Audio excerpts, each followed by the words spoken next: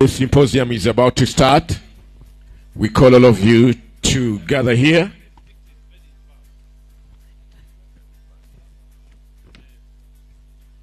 Ladies and gentlemen, we are about to start.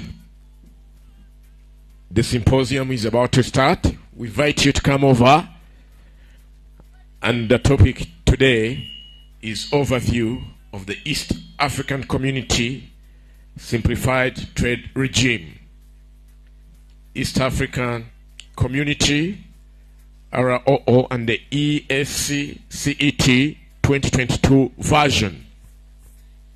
Yes, we need to know more of how we can do business. Basebo ne banyabo nga bulijjo tutandika n'omusomo era ne ku mulundi guno tulina omusomo gwe gugenda okutandika era nga bannaffe Abanyarwanda luno lunaku lwabwe era bagenda kubanga batulaga biki bye tulina e Rwanda, business ki ze tusobola okukola ne bannaffe Abanyarwanda era nga agenda otusomesa olunaku olwaleero ye mwami Blaise Bashimirimana yagenda okutusomesa olunaku olwaleero yagenda okutuwa omusomo guno. N'olw'ensonga eyo tubasaba muwulirize ate mubeeko n'ebibuuzo bye mubuuza. Ladies and gentlemen, our presenter today is Mr. Blaise Bashimirimana. So we urge you to come closer so that we can start.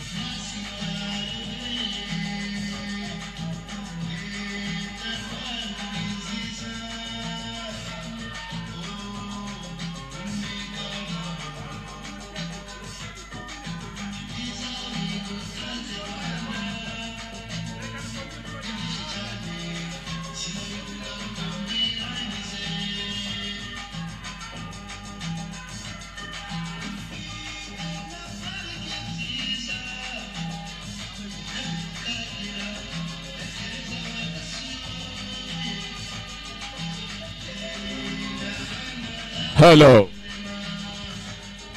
Ladies and gentlemen, a few minutes from now, we want to start our symposium and we ask of you to get closer so that we can start and be able to raise questions from the presentation today.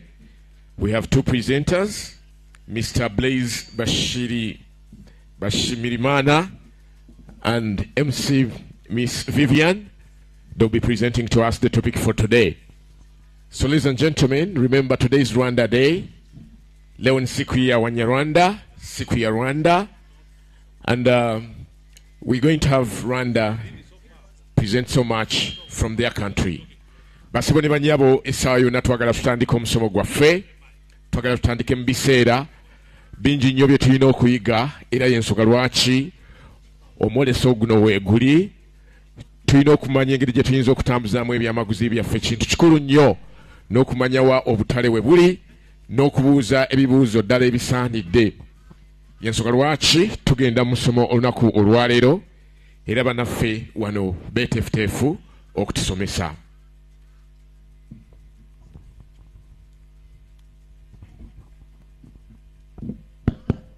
Hello, good morning everyone. Good morning delegates. We are calling people from Kigali to come and have their seats around here. Ntabwo turi butangire mutaraza, mudufashe mugere hano. Abantu bavuye mu Rwanda mwese muze mufate ibyicaro. Ndabona intore zirimo ziza, muze tuceke hano. Mutebuke intore zose. Turabategereje muve muri tent, hanyuma muze dutangire umunsi wacu mwiza. Turatangirana no gucinya kadiho, mutarahagera ntabwo dutangira. Aha ndabona abamama beza bafite uduseke. Yes. Mutuzane harimo n'amatase. Yes, nimuze mwicare hanyuma dutangire umunsi wacu. Turashaka kugaragaza ubudasa hano, murakoze cyane. And not only from Rwanda, all Kenyans, please come over. Today is Rwanda Day. Rwanda was here yesterday when you were presenting. All of you from South Sudan, please come over. We shall be there with you when you're presenting tomorrow. We ask you to be here. DRC, Ngojea Ebu. DRC, please mkuje hapa wajameni, because we want to be there also when you are presenting. United Republic of Tanzania, munaitwa hapa kwani tulikuwa hapo muna present. Leo ni siku ya Rwanda na tunataka kila mtu hapa. Waganda banafe, bana Uganda banafe, mwena tubaita mujje wano tutandike. Twagala kutandika ate abalina ebibuuzo mubibuuze. So it is not only Rwanda that is supposed to be here. All of us East Africans are supposed to be here. And it is selfish of us if we remain where we are when it's not our day. That is not fair. I request of you Kenyans, I request of you Tanzanians, I request of you DRC, Burundi. Yeah, Burundi, you are supposed to be here. I want to see people from South Sudan. Yes, South Sudan, please come over. I want to see all of you before we start the symposium, because these people are here to talk to us. Wanataka kuzungumza nasi. And all of you from the secretariats, the various secretariats, please come over, because we are here. This is very important. It's very, very, very important for us to be here. Okay. Thank you those who have come already and those who are planning to come. Over to you. Over to you on the podium. Ladies and gentlemen, distinguished officials from East Secretariat, public officials from different partner states, good morning.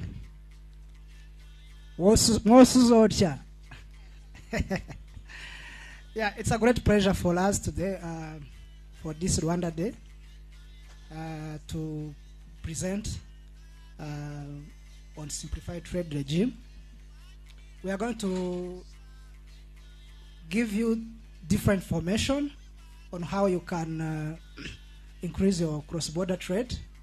Myself, who is speaking, I am Bashimirimana Blaise from the Ministry of Trade and Industry. I will take you through the presentation on the simplified trade regime. My colleague here, Vivian, will also briefly present to you simplified the common external tariff and also the rules of origin. If I start, as you all know, when you look at the volume of cross-border trade, the high volume of it is the trade performed by SMEs, especially women and youth. And these people, they are the ones who face with different challenges when cross-bordering. And today my intention is to show you the available framework that has been put in place with the EAC Secretariat to help these cross-border traders, SMEs, who are transacting low-value consignments to maximize their trade. Simplified trade regime, there are very nice provisions that has been put in the Common Custom Union Protocol that are there to support low-scale or these small-scale traders to increase their trade. They are there to eliminate different challenges that you used to face. If I list some of them, when you reach, for example, the customs, you can find that there are some lengthy customs procedures that can take you time, and sometimes they are very costly. And you also experience some requests for bribes or corruptions to be facilitated to cross the border with your consignments. So we are going to show you the available facilitations that were put in place to avoid that. These simplified trade regimes have 4 main instruments that you may use when you want to cross the border with your consignment. Number 1, there is simplified custom unions. It is customs documents. These are documents that were simplified with very few information that you can fill with minimum time. There is also simplified certificate of origin that you have to fill when you reach there to the custom.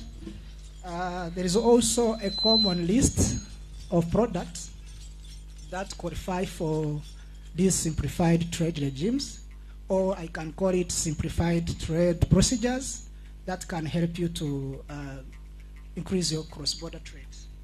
The last one, there is also a minimum threshold of the value of your consignment.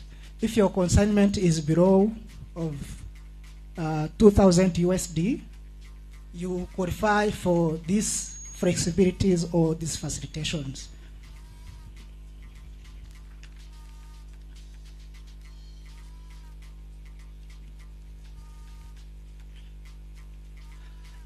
These flexibilities or facilitations were designed to help you to shift from informal trade to formal trade, and also help our countries to boost our export. As you may know, for example, majority for our export, Rwanda export, they are export from this informal trade. So we want to ensure that we are the one benefiting from these flexibilities. So let's now see why these simplified trade regimes have been established. Number 1, they have been put in place to prohibit high tax rather than import duties. There's also exploitation from limited knowledge of trade procedures, among others. Sometimes when you reach the customs, you don't know the procedures that are used. They are what you have to follow to cross the border with your consignment. So these procedures, or these simplified trade procedures, have put in place to help these small traders to maximize their trade or to easily cross border. The other thing is the lack of transparency. For example, if you are cross-border, you are going to export your product from Rwanda to Uganda, and when you reach the customs, you may reach there and you don't know different procedures, different rules that are there to follow. These flexibilities or facilitations have been put in place so that you as traders, you may know your rights, what you have to do when you are cross-border, when you are crossing the border with your consignment. And again, I can remind you that to qualify for these simplified trade procedures, you should make sure that your consignment value is less than 2,000 USD. And also the list of the products that you are packing are the one which are on the list of eligible products to qualify for the simplified trade regime.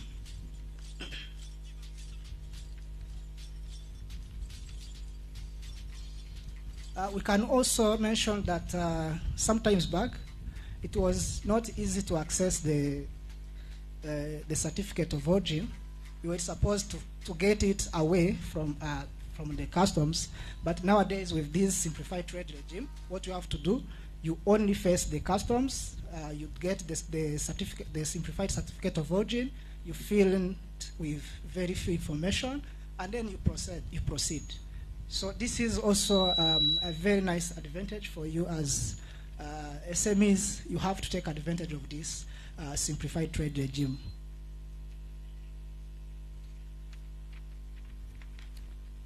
Let me now show you how you can proceed if you want to benefit from this simplified trade regime, and when do you qualify for these simplified trade procedures. Number one, you have to make sure that your products, are on the list of eligible products. If you don't know which are those products, you have to come to us or to the customs or to RRIA. They will help you to get the list of all of those eligible products.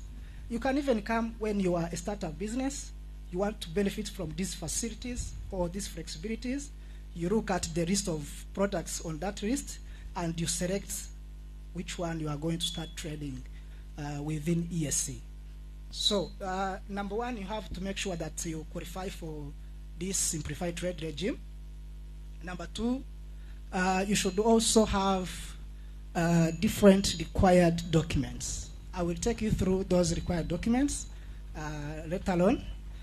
Number three, you should also have a signed simplified certificate of origin. This is a document that you get there to the custom. Number four, there is also clearance with immigration department. Number four, you should also ensure that if you are carrying food stuff or food items, you have to make sure that they are safe to ensure that you don't spread those diseases across the region.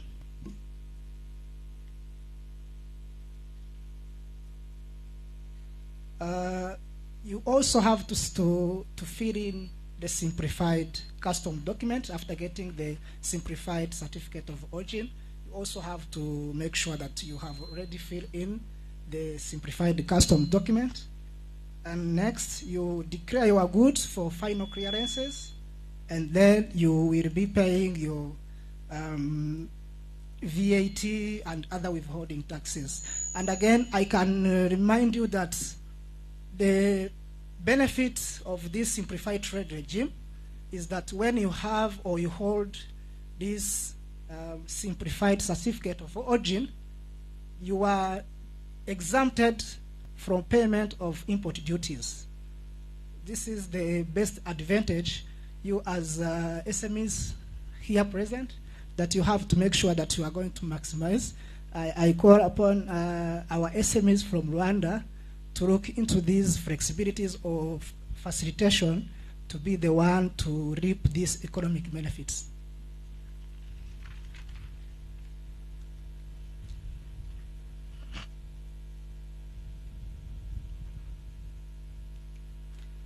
Now let's see how you can get the simplified certificate of origin. This is a very important document among the documents you have to have. Number one, you should have an invoice, because you should prove that these consignment do not exceed the threshold that qualify for simplified trade procedures. I remind that we said to qualify for simplified trade procedures or trade regime, you should have a consignment with a value less than 2,000 USD. So you have to fill in the simplified certificate of origin, and then you attach your invoice as a proof that your consignment is below 2,000 USD. And you have also to present the document to the designated customs officials who are there and to continue with the next procedures. Number two, the customs office officials will have to confirm that your products that you have mentioned on the certificate of origin are eligible or are on the list of eligible products to be traded under the simplified trade regime.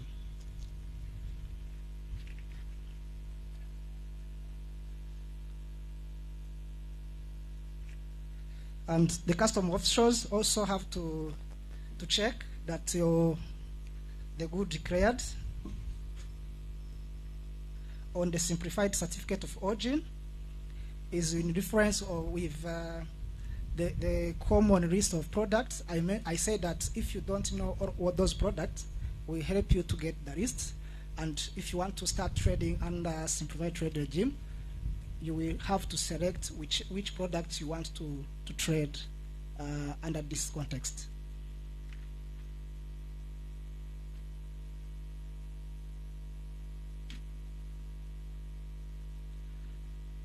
Once the customs officials have already confirmed that your products are on the list of eligible products, he will also confirm that the signature and stamp appearing on your certificate of origin are the same as those notified by the exporting countries or where you are taking your products.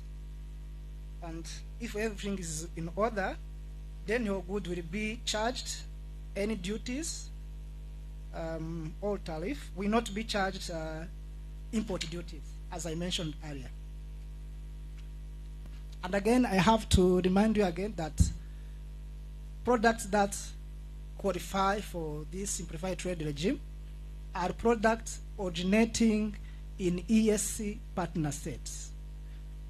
Don't bring a product manufactured outside EAC and you try to export it to DRC or Kenya and you claim the benefits of this simplified trade regime. No. You have to make sure that your product is originating in the EAC partner state and is also going to be traded within EAC partner state, not product transiting the EAC partner state. The final destination should be the EAC country.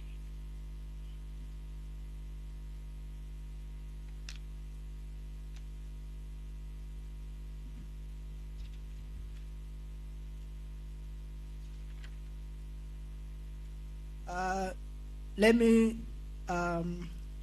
list some of the documents, the required documents that you should have if you are going to trade those products, number one, you should have the travel documents. As you know, you can't cross the border without the relevant documents. In EAC, there is where you can use your identity cards. For example, Uganda. There's also you have to use your passport or your temporary passport. You should also make sure that you have exchanged your currency. You should also make sure that you have import or export documents if you are importing or exporting. You should also not forget to bear with you the EAC Simplified Certificate of Origin, which will help you to be exempted with the payment of these import duties.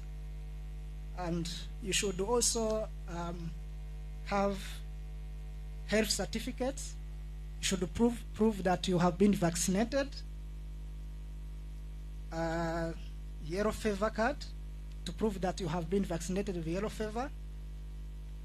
If they are requesting the COVID tests, you should also prove that you have tested negative with COVID. If you have your own vehicle, you should also have the vehicle insurance and the temporary export certificate for those vehicles. I thank you so much. These are the flexibilities available within the EAC. Twavugaga ko mu rwego rwo kwirinda ibibazo abacuruzi batoya bahura nabyo mu karere, cyane cyane iyo bakora ubucuruzi bwambukiranya umupaka, hari uburyo bwashyizweho na EAC buteganywa cyangwa se EAC Secretariat, uburyo buteganywa mu buryo bwo gufasha abo bacuruzi. Nk'ubwo buryo twavuze buhari kuko tuzi yuko abacuruzi batoya abenshi ari abafite igishoro gitoya, babafashije kuba mwasonerwa amahoro, import duties, imisoro mwajyaga mwakwa igihe mutwara ibicuruzwa byanyu mu kindi gihugu cyo muri EAC. Hanyuma kugira ngo wemererwe kuba wasonerwa ayo mafaranga cyangwa si iyo misoro, twavuze ko icyambere ugomba kumenya ni ko hari ibyo usabwa. Icyambere hari list cyangwa se urutonde rw'ibicuruzwa cyangwa se rwa product zemerewe kuba zahabwa ubwo burenganzira bwo gusonerwa import duties. Nababwiye ko udafite urwo rutonde tuzagerageza kurumuha, yatwegera twarumuha. Hanyuma kugira ngo ubone ubwo burenganzira, twababwiye yuko hari ibyangombwa by'ingenzi ugomba kuba ufite. Icyambere twabwiye kuzuza iriya certificate of origin, ikimenyetso kigaragaza yuko ibyo ugiye gucuruza ari ibintu byakorewe muri EAC cyangwa se muri Afrika y'Uburasirazuba, sibyo? Ugomba kuba ufite ibyo bintu, urwo rutonde ufite iyo certificate, ni certificate wuzuza ugeze kuri customs. Hanyuma ikindi twababwiye yuko ibyo utwaye cyangwa se umuzigo wawe ugomba gutandukanya urutonde rw'ibyo utwaye, ibisonewe tugendeye kuri izi simplified trade regime, ibisonewe ibiri kuri rwa rutonde ukabishyira ukwabyo, ibidafite ari kuri rwa rutonde nabyo ukabishyira ukwabyo. Ibyo biri kuri rwa rutonde nibyo bizahabwa bwa burenganzira cyangwa se iriya certificate of origin izakwemerera kutishyuzwa ya misoro igihe utwaye bya bicuruzwa byawe. Ikindi twababwiye nuko product zawe cyangwa se ibyo utwaye bicuruzwa bigomba kuba ari ibicuruzwa bigiye gucuruzwa mu gihugu kimwe mu bihugu byo muri Afrika y'Uburasirazuba. Ntago ari ibitambuka muri EAC partner states bijya gucuruzwa handi, ahubwo ni ibicuruzwa ugiye gucuruza, ibicuruzwa byakorewe muri Afrika y'Uburasirazuba cyangwa se kimwe mu bihugu byo muri aka karere. Vivian araza kuza kubabwira ese bimwe mu bigaragaza ko icyo gicuruzwa cyawe gituruka muri aka karere ni ibiki araza kuza kubasobanurira, ariko iyo dokima ugomba kuba uyifite. Ikindi twababwiye nuko ubu buryo bwashyizweho mu kubafasha kudahura n'ibibazo mwajyaga muhura nabyo. Icyambere twavuze aho wageraga kuri customs ugasanga usaba kuzuza dokima nyinshi cyane, ndetse hari procedure nyinshi cyane ugomba gukurikiza, ndetse rimwe na rimwe hakazamo ruswa kugira ngo utange ruswa kugira ngo bakwemerere ibintu byawe byambuke. Ubu buryo rero bwashyizweho kugira ngo ibyo bibazo bigabanuke, dufashe SMEs zacu mu kuzamuka cyane, ko nkuko nababwiye ko ubucuruzi bwinshi dufite bwambukiranya umupaka bugize uruhare runini cyane cyane kuri byo twohereza mu mahanga. Twifuza rero yuko ubu buryo mwabukoresha mukababyaza umusaruro kugira ngo tubashe kwiteza imbere ndetse duteze imbere n'ibihugu byacu. Ikindi mukwiye kumenya nuko kugira ngo ubone bwa burenganzira nuko umuzigo wawe utarengeje agaciro cyangwa se uri munsi ya miliyoni 2 cyangwa ibihumbi 2 by'amadolari. Umuzigo wawe utwaye ntugomba kurenga ibihumbi 2 by'amadolari. Ndumva muri make ari ibyo by'ingenzi mukwiye kumenya, mukabyaza aya mahirwe hari umusaruro kugira ngo turebe ko twateza imbere ubucuruzi bwo muri aka karere, tukiteza imbere ubwacu, ndetse tukagerageza kongera umusaruro w'ibyo dukora, ndetse kugira ngo dukunde ducuruze nuko twongera ubwiza bw'ibyo dukora, kuko ntago wacuruza ibintu bidafatika ngo uvuge ngo uzacuruza nta muguzi wabona. Twongera umusaruro, twongera ubwiza bw'ibyo ducuruza mu karere, hanyuma kandi twubahirize amabwiriza yabara yashyizweho, tubabambira ko yabyaza umusaruro. So I thank you so much for your attention. Let's benefit from these facilitations. I think the session for questions will come after the presentation of Vivian. Let me call my colleague Vivian to present to you the overview on common external tariff and also some highlights on the rules of origin. Thank you so much.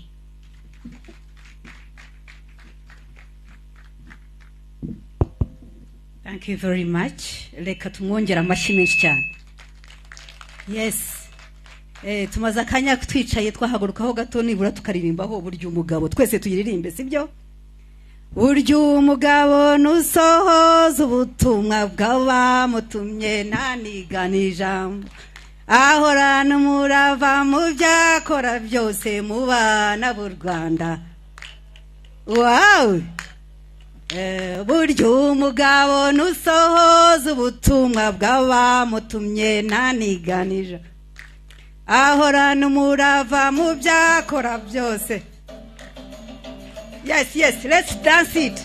Let's dance it a bit.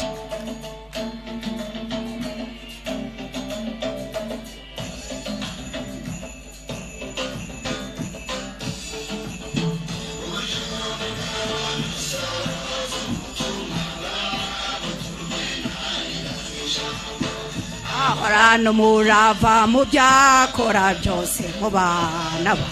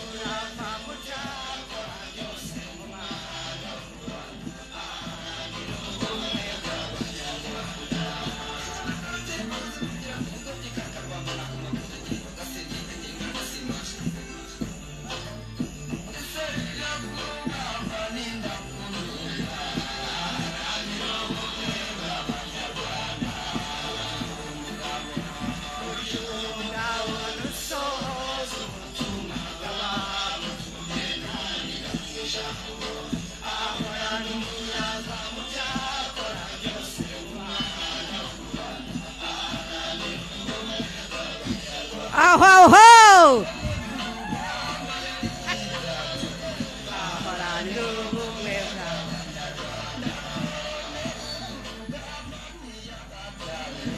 Aharanira ubumwe bw'Abanyarwanda. Burya umugabo nusohoza ubutumwa bw'abantu. Ahoranura mu byakora byose mu bantu.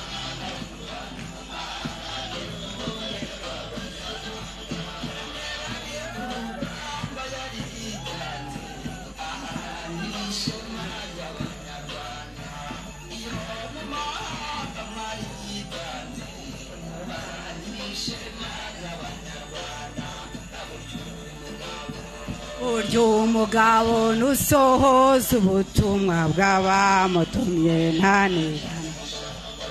Ahorana umurava mu byakora byose mu bana bo. Aharanira ubumwe bw'Abanyarwanda.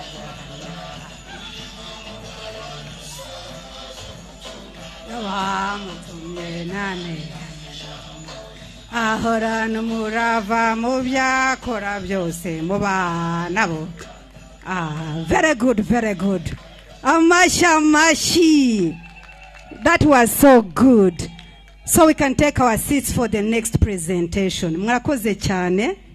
Yes, this is Rwanda Day. We need to be happy and celebrating it. I'm by names of Umurungi Vivian Rini. I come from Rwanda, representing customs. Today we are very privileged to have 3 presentations which are very crucial for our business, the supply chain, the international trade. We are talking about the instruments that are very crucial in our daily today activities. Tugiye kureba kuri instruments dukenera mu bucuruzi bwacu umunsi ku munsi. Si byose? We are very lucky that we have started with simplified trade regime. Ibikenerwa twabibonye, the important reasons for simplified trade regime, we have seen them. So let us look at another crucial instrument called common external tariff. Tarifu murayizi se? Tarifu mujya muyumva? Tarifu ni iki? Tarifu, it is an instrument, we may call it international business language, cyangwa customs language. Nururimi dukoresha mu bucuruzi, sibyo? So we are going to see the background. We are going to see the harmonized system. Then we look at WCO amendment. We look at the structure. We look at the legal basis. Then we see the amendment. Why do we have to have the amendment of this CET? Nituvuga CET mugume mwumva tarifu, sibyo? Hanyuma turaza kureba na products that are included in force tariff band. So what is common external tariff? The common external tariff is annexed to the protocol establishing the East African Community Customs Union. The CET is derived from World Customs Organization. Hari umuryango mpuzamahanga bita WCO wazaga stomo kwisi hose. Niwo tudesigningira iki gitabo twita CET cyangwa common external tariff. Iyo niyo dusangamo amazina yose bicuruzwa na rates corresponding to those products. Abatumva Kinyarwanda, those who don't understand Kinyarwanda, I will be using both languages. Specifically those for these people who are in this business, I will try to mix the languages. So harmonized system is a system of naming and categorizing products or goods in a given group. In simple terms, it is a way of naming products and categorize them in a given group. It is comprised of, now I'm talking about 2022 H's. Murabizi, every 5 years, there is an amendment on this common external tariff to capture some changes that might have happened. So in 2022 version, we have 5,061 commodity groups.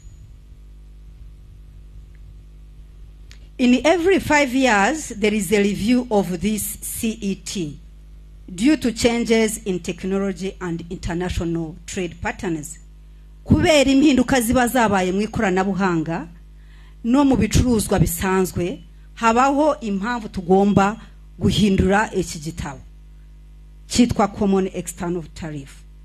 Currently, we have over 141 individual countries and the European Union who have signed the convention and are contracting parties. Abantu kuvuga ngo ni imiryango 150 above 141 bari contracting parties kuri iki gitabo twita CET. And it is used by over 200 countries, which covers about 98 of the world trade. It means that this CET is being used by almost everyone. You can't be in international trade without having this. They are showing us the numbers of the countries that use or apply CET. So what are the uses of this harmonized system that is being used by over 200 countries? What is the use of them? One of the uses is classification of imported or exported products. What does it mean? You cannot be an importer or exporter without applying the CET. It is also used in correction of trade statistics. When we talk of trade statistics, how do we count them? How do we derive at these statistics? It is through the CET. It is also used in monitoring controlled goods. If a region like EAC is very interested in controlling some products, it is through this CET that those products are being controlled. Another use is through trade quota management. It is used in management of trade quotas. Then it is also used in determination of rules of origin. Birabyo batubwiraga rules of origin ni inkomoko y'igicuruzwa. So it is through tariff that we can know the origin of goods, more especially through a criteria called change in tariff heading. So who are the users? Now that we have seen the users, who are the users? Ni bande bakenera gukoresha this common external tariff. Abambere ni customs administration. Gastamo ikenera iyi instrument cyane mu gucollecting imisoro n'amahoro. Another user is international organizations. Another one is importers and exporters. These ones go together. Manufacturers, shipping agents, transporters, port authorities, and statisticians. In simple terms, everyone in society needs to use this CET because these groups are the ones that form a complete society. So let's look at the amendments. Why do we need to amend this CET every 5 years? These are normally done by WCO, wa muryango nababwiye, by reviewing the nomenclature of harmonized commodity description and coding system. These amendments are based on the following. Why do we need to amend the CET? One of the reasons is the public health and safety concerns. The WCO is very responsible for managing the public health and safety of the public. And this one is managed through the CET. Protection of society and fight against terrorism. This is another reason for the amendment. Goods especially controlled under various conventions. We know that we have several conventions that the institutions, organizations put up. So in fulfilling these conventions, it is another reason for the amendment. Food security and environment protection is another reason. technological progress. Impinduka muri technology. Niyindi manvu every 5 years we need to amend the CET. Murabizi ko twagiraga period ya analog. You remember analog? We are now in a period of digitalization. Hari ibintu kera twajyaga tugira bitaga za cassette. Do you remember cassettes that we used to put in the radios? Do you still see them? They are outdated. So we need to improve. We are digitalized. That's why you no longer see them. Then another reason is trade patterns. Some goods get outdated out of the market. We call them raw trade volumes. Those ones are deleted on the market. And high volume trade are included in the market. So this is another reason for the amendment. Then there is a reason of clarification of HS text and classification. You find that the previous versions, maybe some text were not clearly clarified. This time they want to bring them out very well. They want even to include some languages that are used in WCO, like Latin languages. So that is clarification reason. Then we have another reason of editorial amendment. This goes with spelling errors in either French or English. These are always collected in the new version that is coming out. So, ikindi dukeneye kumenya niki? Turimo kugendana. Turimo kwiga kuri tarifu. Yeah, you guys, you're very lucky that in your symposium, they included these instruments for you so that you can pick some areas you did not know. See, just say. So, in current version of 2022, we have 351 sets of amendments. And we are divided as follows. Muri agriculture, food and tobacco sector, 77 sectors were affected. Then in chemical sector, 58 were affected. Wood sector, 31 were changed. Textile sector, 21 were affected. Base metal sector, 27. Machinery, 63. Transport sector, 22. And other sectors, 52. So you will find that agriculture is being focused on. So many changes happened on agriculture sector, followed by machinery. We know, we are in industrialization period. Every country, like in our region, is trying to put up industries. For the case of Rwanda, we are trying to put up industries. It is a new period, but we are progressing fairly. So the machinery are very needed in our sectors. That's why we are seeing in these sets, agriculture and machinery took big share. So let's look at previous version of 2017. It had headings at 4-digit level, 1,228. And it had subheadings at 6-digit level, 5,387. But in the current version of 2022, on heading of 4 digits, 8 headings were included, and 2 headings were deleted. In new headings that were created, we have 0309 for fish meals and flowers. This is the international market, as we said, the trade pattern. It means that 0308 was appearing on the market and it needed to have a heading on its own. Then we have 2404 of novel tobacco. This is a new heading. 3827 mixtures of HFS.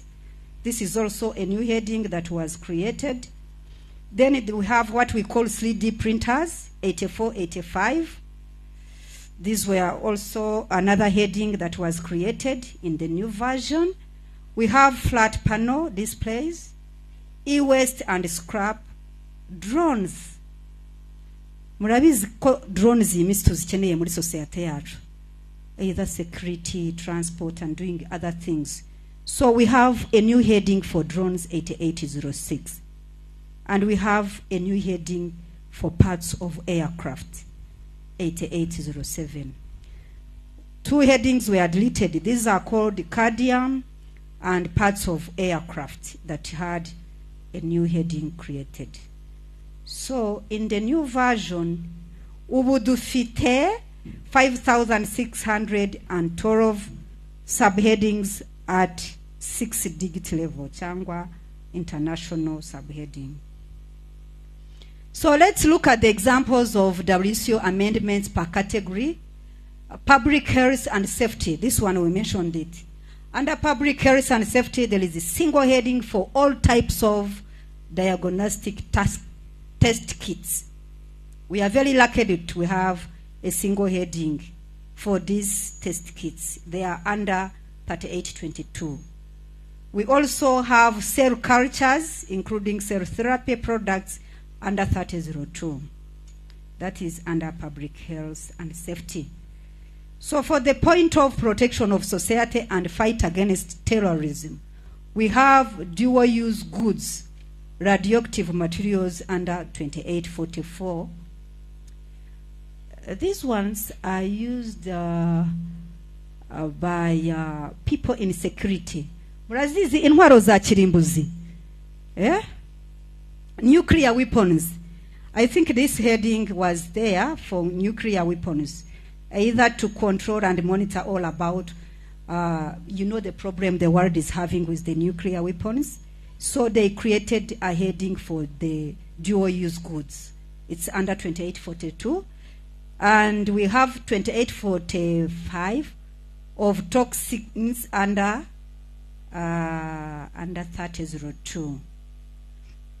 Then we have electric detonators, under 3603. We need like a full day to have details of these amendments. The WCO was key on particular elements that concerns the world. So goods specifically controlled under various conventions like Basel, chemical weapons, Rotterdam, and Stockholm conventions. New subheadings in headings were created. A heading had to have a new subheading to fulfill these conventions, different conventions. There are several, 2830, 2931, 2833. Then we have new subheadings in chapter 29 and 38. These are chapters of chemical products. For certain hazardous chemicals controlled under Rotterdam conventions, and for certain persistent organic pollutions. Mwatangiye kuba board. Mukurikire. So for the technological progress, because of changes in technology, we have smartphones, a new subheading for smartphones. Muraba's smartphones used to be combined together with the subheading of phones. But because of its trade pattern, it became so special that they created a new subheading for smartphones, 8517 and 13. Then we have 3D printer under 8485. This is also a new heading that was created. Then we have a new subheading for LED light source, 8539. So at the point of trade patterns, we have raw trade volumes. Twabonyeko products of raw trade volumes were deleted, like globes, maps. We used to have these maps, but these ones were deleted in our tariff. They are no longer there. Spring, clock, and watch parts. The watch parts called springs were also deleted in our tariff. We no longer have them in the new version. Then on the point of clarification of the classification in the HS text, you will find that in the new version there is a clarification on fish meals and powders. Hey, hey, hey. So we are going to rush, and we have 12 minutes to finish. Then we have yogurt. Yogurt also used to be among other milk, but there is a new clarification on yogurt. Medical rubber gloves is also clarified, and vehicle windows. So let's look at the structure of our city. We are almost done, by the way. When you reach at the structure, the new version has got also 21 sections and 99 chapters. Headings are 1, 2, 2, 8, and subheadings are 5, 9, 5, 7. In the new version, we also have a chapter 77, which is reserved for future use. And 98 and 99, still in the new version, are reserved for special uses by contracting parties. So, partner states use the harmonized commodity description and coding system, and they have adopted common external tariff with 4-band structure. This is something new that has come in the EAC partner states. We used to have only 3-band, but this time we have 4-band structure. 0% for raw materials in our structure, 10% for semi-finished products, 25% for finished products, and now this time we have 35%, which we may call the code or the rate for control. As I told you, we are in industrialization, or the code for protection.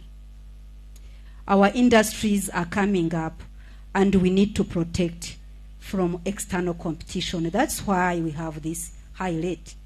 But remember, we also have Schedule 2, which covers sensitive items with the import duty rate higher than 35%. So let's look at the legal basis for the amendment of CET. Article 12 of Protocol of the Establishment of East African Community Customs Union allows partner states to review structure stroke rates of the EECT. So you see we have a legal basis. Let's go. And we see products with force band rate. I think this is the new area we would focus on, because in the older version of 2017, we never had it, but this time it is there.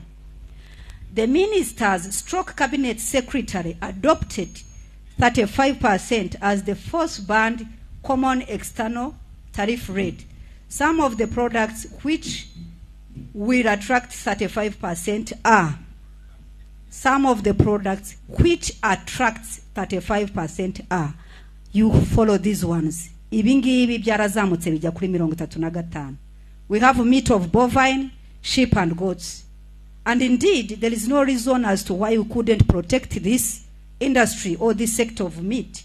We have it in a printer in our region.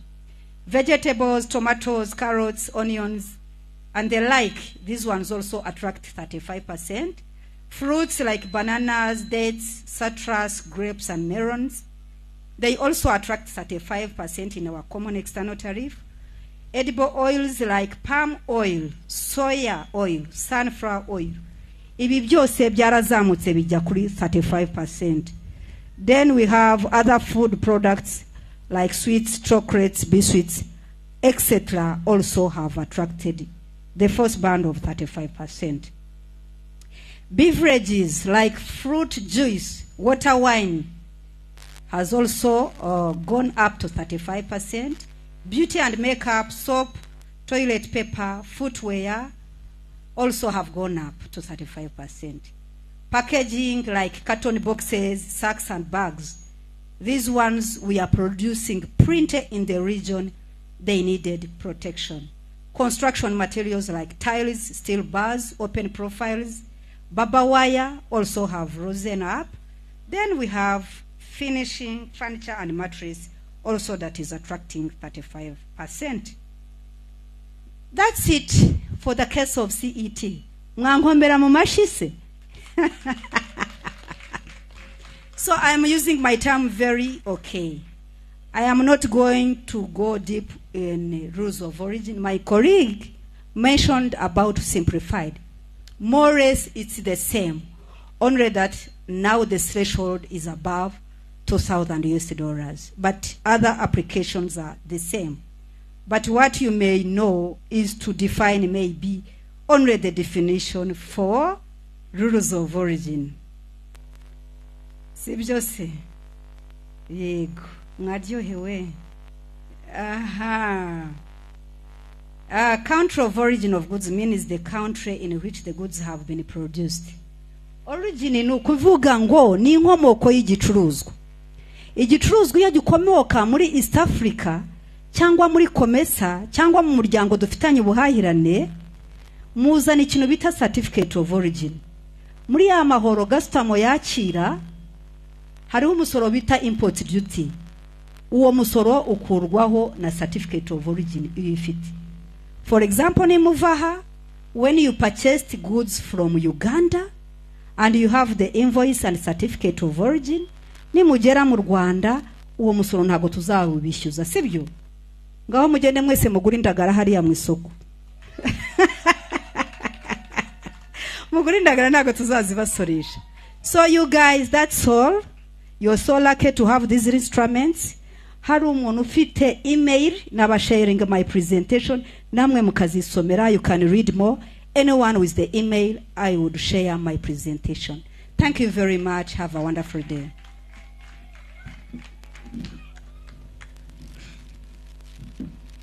Yeah, thank you so much, our presenters. As mentioned earlier, today we are so privileged to have two presenters presenting in two key main customs instruments, that's rules of origin and common external tariff. So it has been a long presentation, but just in highlighting what our presenters have told us, on simplified trade regime, just remember on the threshold that goods must be not more than 2,000 US dollar. They are issued at our borders, OSBPs, free of charge. Don't pay anything when you are issued with a simplified certificate of origin. But something you need also to remember, you will only be exempted import duty. If an item attracts domestic taxes such as VAT, you will pay. Also, there are some of the goods, especially foodstuffs, which are also controlled by the Bureau of Standards. There could be instances where you'll be subjected to meet the requirement set by the Bureau of Standards. But most importantly, if you want to travel, for example, from Kigali to Kampala, as presenter said, you can use your national ID. If you want to go to Nairobi, likewise, you can use your national ID. But if you want to go to Bujumbura or Dar es Salaam, you need to have the proper travel document, be it a passport or temporary document, because in the two partner states, they've not yet implemented, or they are not allowing movement using national ID. Basi, kwa wale wanaofuatilia kwa Kiswahili, ni kwamba leo tumepata mafundisho kuhusiana na dokumenti mbili sana muhimu kwenye mtangamano wa umoja wa forodha, ambayo ni viwango vya pamoja vya ushuru wa forodha, ambayo kwa kizungu wanasema common external tariff, pamoja na sheria za uwasili wa bidhaa. Kwenye sheria za uwasili wa bidhaa, vitu muhimu vya kukumbuka ni kwamba kiwili ukidhi kiwango cha kupata cheti rahisi cha uwasili wa bidhaa, mzigo wako usiwe na thamani inayozidi dola za Kimarekani 2,000. Lakini pia ikumbuke kwamba cheti hichi kitatolewa bila malipo yoyote kwenye ofisi za mpaka wa pamoja OSBP. Jitahidi utumie maofisa wa forodha wakuelekeze jinsi ya kujaza, na upaswi kulipa hela yoyote. Lakini pia tukumbuke kwamba bidhaa zote ambazo zinakuwa covered na hicho cheti rahisi cha uwasili wa bidhaa, nchi wanachama wa Jumuiya ya Afrika Mashariki walikubaliana. Kwa hiyo tuna common list of traded goods. Ukifika pale mpakani, angalia hii bidhaa, na nyingi ya hizi bidhaa unakuta ni zile ambazo zinakidhi vigezo kutokana na kukamilika hapa, yani well obtained goods. Lakini pia zipo bidhaa ambazo zimechakatwa zaidi, haswa bidhaa za mazao ya bidhaa za mazao ambazo zimechakatwa na kuongezwa thamani. Nyingi hizi basi ukiwa unapita mipakani unapata msamaha wa ushuru ya forodha. Lakini kumbuka kwamba inapokuja kwenye kodi za ndani kama vile kodi ya ongezeko la thamani VAT, hiyo bidhaa itatakiwa ulipwe. Lakini pia the next presenter ameongelea kuhusu viwango vya pamoja vya ushuru wa bidhaa, kwamba kama Jumuiya ya Afrika Mashariki toka tarehe 1 Julai 2022 tumeanza kutekeleza Common External Tariff 2022 version.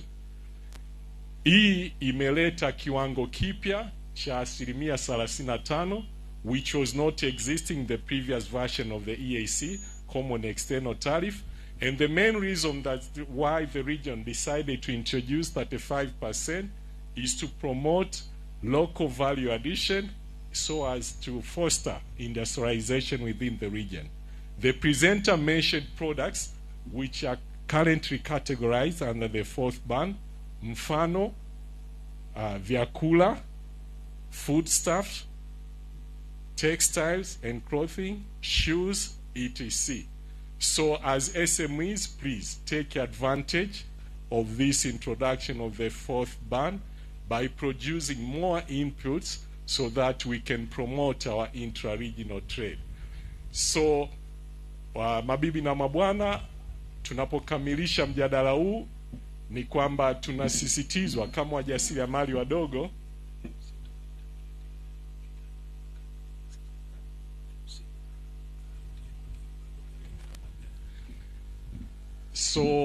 tunahimizwa kuchukua fursa ambazo zimeletwa na hii introduction au ya kiwango kipya cha 35% ambacho kinalenda kukuza kuongezeka kwa thamani ndani ya jumuiya letu, ili jumuiya yetu iache kuleta au kutegemea mizigo mingi kutoka nje za nchi.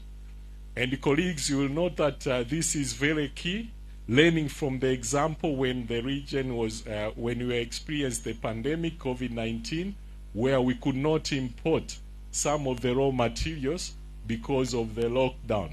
But also the crisis, Russia-Ukraine crisis, where most of our breweries are depending on the wheat grains from Russia. So it's a high time now, EAC, we need to produce raw materials and other food stuff for our own region rather than depending on the third parties.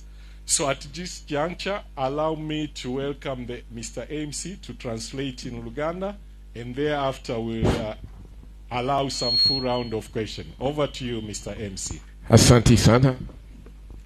I'll simply summarize. The presentation is quite detailed. Basibone banyabo tufunye omusomo wano okuva mu bantu babiri era nga bagezezaako okutubuulira emikisa gye tulina nga tugenda mu maaso n'okusuubula.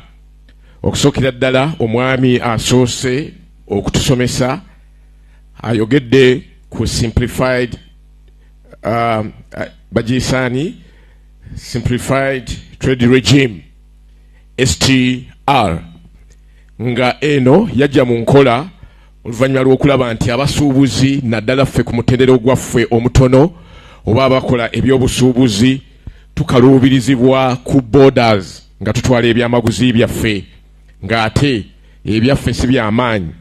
Emisolo gye batugamba oluusi tetugisobola, ne tusangibwa nga tulisiddwa ku borders okwo olw'obuzibu obutali bumu. Yensonga lwaki baasalawo ne baleeta enteekateeka eno eya simplified trade regime okukwangwiza gwe omuntu. naye okusobola okuganyula mu nteekateeka eno ebyamaguzi ebyo tebirina kusuusa $2,000 wano bw'ozizza mu sente zaffe eza Uganda kumpi ziba zigenda mu miliyoni nga 8 awo. Kakati ebyamaguzi ebyo tebirina kusukka sente ezo. Ate ebyamaguzi byotwala okuganyulwa mu nteekateeka eno mu mawanga ag'enjawulo biteekwa okuba nga bikoleddwa mu East African Community, nga tobijje wabweru wa East African Community oba nga tobijje mu mawanga malala agatali ga East Africa n'olyoka oganyulwa mu nteekateeka eno. Kakati okakasa nti ebintu bino bikolebwa wano olina okufuna kye bayita certificate of origin. Eyo nno yeekakasa nti ebintu byoyagala okugenda okutunda e Rwanda, e Kenya, e Burundi oba wa ddala bivudde mu regimu eno. Kakati wonootuuka ku booda mu nteekateeka eyo tebajja kuggyako omusolo ogwa import duty oba omusolo gw'olina okusasula ng'oyingiza ebintu mu nsi endala. Kiba kitegeeza nti ojja kuyingiza ebintu ebyo nga tolina musolo gw'osasudde. Naye ate era bw'abaayo emisolo emirala ng'egya VAT nga gyetaagiza mu nsi eyo, egyo gy'ojja gisasula, ky'ojja okwewala y'enteekateeka eyo. Kakati okusobola okukola obusuubuzi obulungi olina okubeera ne certificate of origin ekakasa ebintu gy'eva. Kakati okukola business mubimanyi ebirala byonna bye twetaagisa, twetaaga ebiwandiiko ebitutambuza nga passports, IDs, naddala ku mawanga agakkiriza okubeera ne passport okutambula, okubeera certificate eyo ya origin etekubanga eri signed, oteeka okuba ne clearance okusobola okutambuza ebyamaguzi ebyo. Kale nno enteekateeka eno yajjira naddala ffe abantu abakola bu bizinesi obutono okubayambako muleme kulwisibwa mu booda. Kakati ate ku booda bwenzira ku mukyala Vivian abadde atusomesa ku nkola ey'amawanga gonna.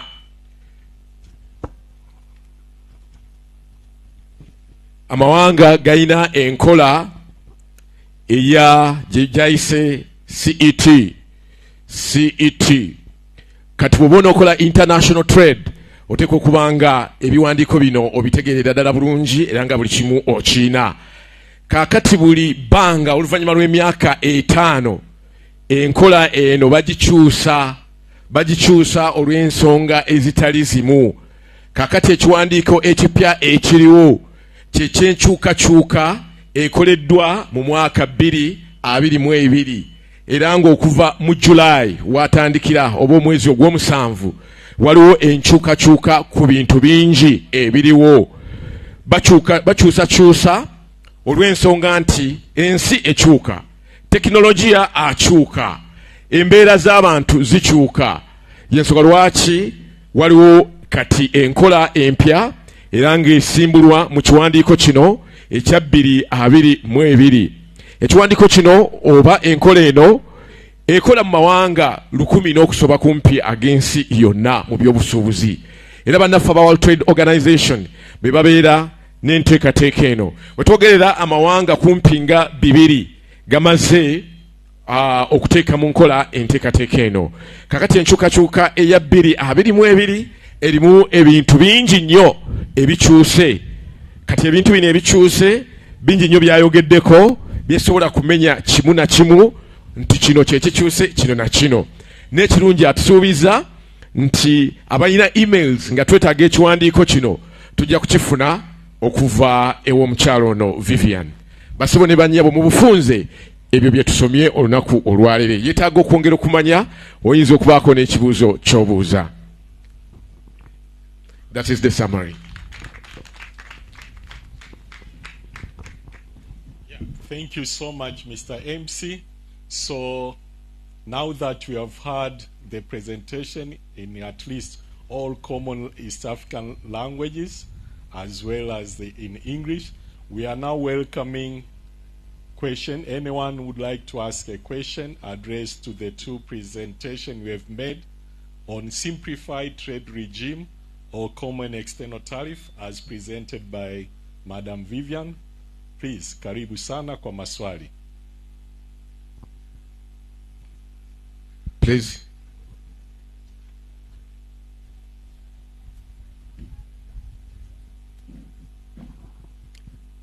Thank you. I've got two questions. One is on qualification and eligibility of products, and the other one is on accessibility to documents. I come from a partner state where products and services are not subjected to qualification. They are allowed in except for reason of public health or safety. Now, from the presentation, we have been educated that actually there is qualification eligibility of products. My question is, since we are moving towards integration, why should we have some restriction on which products are eligible and others are not? Can we not just allow products to move provided that they originate from the EAC partner state?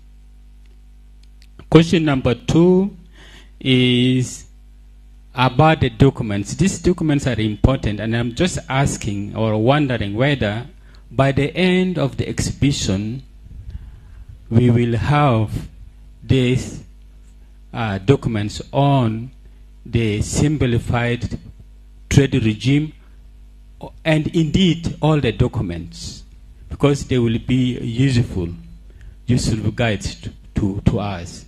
Thank you. Thank you. A number of questions here.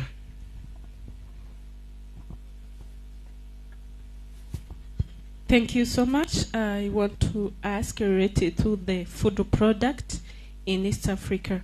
We as people into food processing, we face a big competition from the products outside East Africa. When you enter our supermarkets, not only in Rwanda, but also at the supermarket in Africa, you find like 99% of the product into those supermarkets are from away of Africa, like in Rwanda, India, Indonesia, Europe, and everywhere.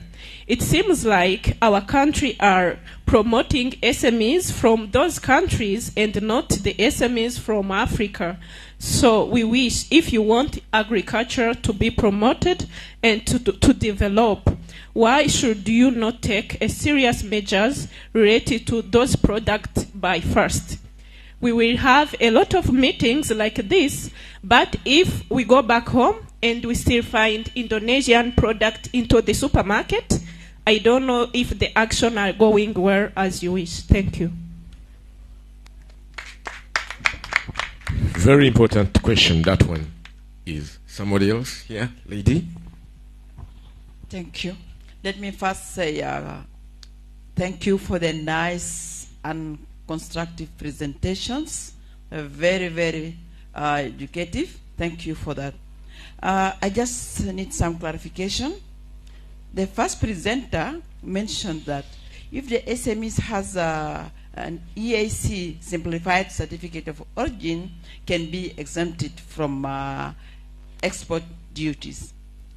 Also, he mentioned that if you are going to cross-border trade, you should have documents on importation and exportation. So I don't know. Here I'm confused. You should have a documents for importation and exportation. You need to export, you have to have those documents.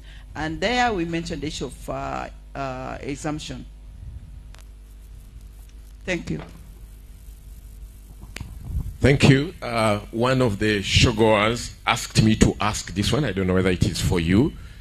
He says, since the symposium started, he's been listening about tax, tariff, and all these things that are enabling traders or small producers to trade. Are there tax people that they can talk to after the presentations? And secondly, beyond the symposium, how are East Africans going to be sensitized on these very important topics that you are presenting in the symposium? Because many of them are not here, and they really need to get to know about these things. Kuna maswali ingine? Waliwo ekibuuzo ekirala? Okay. I think we can proceed.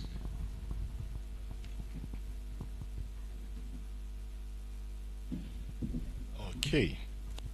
So I'll start with the last one on the food stuff, that why when we go in the supermarkets, there are lots of products imported from other countries who are not within the EAC, yet these products have already been subjected to import duties. Indeed, that's one of the challenge that not only on food stuff, but at least when you talk of manufacturers, everyone complains on the same. But this is attributed due to a number of factors. We all know, for example, when it comes to electricity, unreliable or the high cost. So you find that at the end of the day, in order for you to realize profit out of your product, the price of your product will be higher compared to someone who is manufacturing the same product, maybe from Europe, and he has even paid taxes by URA, TRA, okay, RRA. But when you go to the shelves in the supermarket, the same product which comes from abroad is sold at a lower price compared to Inyange juice manufactured in Kigali. So that's really the problem. But as the community, our seniors have taken a number of initiatives, one of them being, like what Madam Vivian presented, introduction of 35%. So most of our agro-processing products currently attract 35%, because we say, let's protect our SMEs, let's protect our manufacturers. An item like sausage, mineral water, juices, why should someone import them from the third world, yet we can manufacture them within the community? But remember also, Vivian talked about the second schedule. We also have products which attract rates from 50% to 100%. That's the sensitive list. So when you import wheat grain, when you import rice flour, 50%. When we import rice, 75%. When we import sugar, 100%. But also there is specific duty on the same. So these are some of the initiatives that the community is taking in order to protect sectors where you have a comparable advantage. Yeah. The other issue is documents on STR. First of all, maybe, and thank you so much, the person who asked the question, is that within the EAC, when you are taking something from Kigali to Bujumbura, that is not an export. You are transferring. So now, within the community, forget about import-export. So that is a transfer. And the only document that you will need is the document that will be issued from Kigali by RRA or any other relevant institution. So those are the documents that will accompany your consignment. So you are transferring goods from Kigali to a destination partner states, being Burundi, Uganda, or URT. So the only document that they will be required are from the country of origin. And for goods which are not more than $200 US, the certificate you will get it at Katuna. So you don't need to look for a certificate from Kigali. But if your goods worth more than $2,000 US, then for you, you are not categorized as SMEs, so you need to follow the other procedure of getting a normal certificate of origin. On eligibility of products, yes, according to the protocol establishing the EAC Customs Union. Article 14 is very clear that in order for products to move freely within the community, they need to be manufactured or originating in a EAC partner states. And this eligibility criteria is very important because if you are not going to enforce this, then EAC is going to be the home of transshipment. People will be bringing goods from China, Asia, repack them in Kigali, transferring them to Juba, Dar es Salaam, Nairobi, Eldoret, Kampala, Kigali. So you need to have a control. And it's on that basis that we have the EAC rules of origin, which specifically lists down eligibility criteria for a product to be said that this originates in EAC. Just like in immigration law. You can't just come and wake up and say, I'm a Rwandese, and I want a passport from the Rwanda immigration. There is a procedure.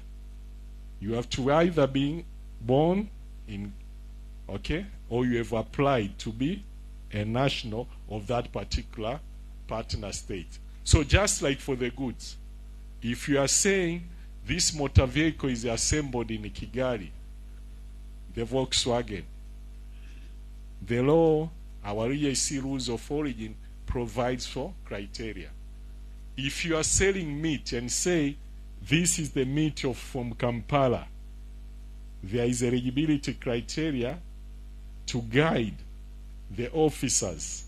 Because remember, by just having a certificate of origin, receiving partner states is going to waive import duty.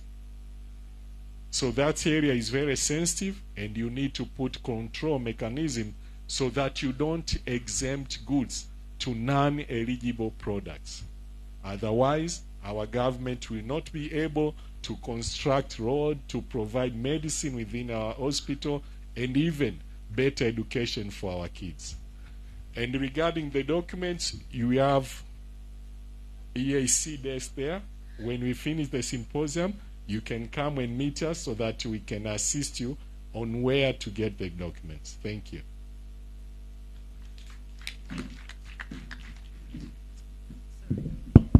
Yeah, lastly, for the question of are they tax people whom you can address your questions? For me, today I'm here and tomorrow. Please send your questions to me. Thank you.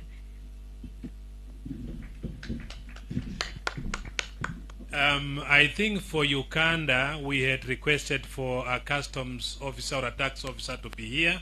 So in case there is any question, we will check in their tent.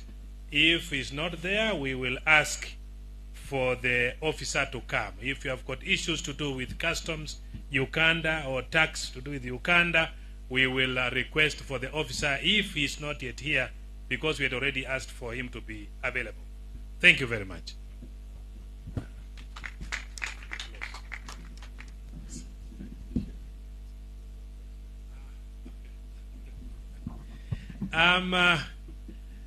There was a question on sensitization beyond the symposium. We do sensitization at two levels.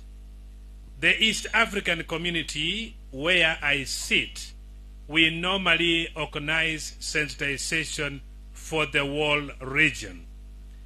And we move in every partner state. When we start on a particular area, we will move in all partner states and sensitize them on the issue at hand. The most important thing is for the small traders to be in contact with the Ministry of EAC Affairs, because the letter of invitation normally goes to the Ministry of EAC Affairs. Besides that, as EAC, we normally go to all borders. Okay? If something is of interest to the small traders, our target venue are the borders. And we normally sensitize you there. We cannot start on anything new in EAC without sensitizing the stakeholders. But once we have done that, the partner states at individual level, Ministry of EAC Affairs, Ministry of Trade, and Customs, they normally also conduct sensitization, targeted sensitization. So the most important thing also on your part is to look out for these things going on. Your representatives should be following up on what is going on. And the information is also available on the websites. The things we are talking about, the CET, you can download them from our website. Not East African Community only, even the Rwanda Revenue Authority website. You will get there this material we are talking about. And also on your own, sensitization is not the case that we must hold a formal thing like this. Get in touch with customs officers, get in touch with tax officers, and get to be aware of what is required of you.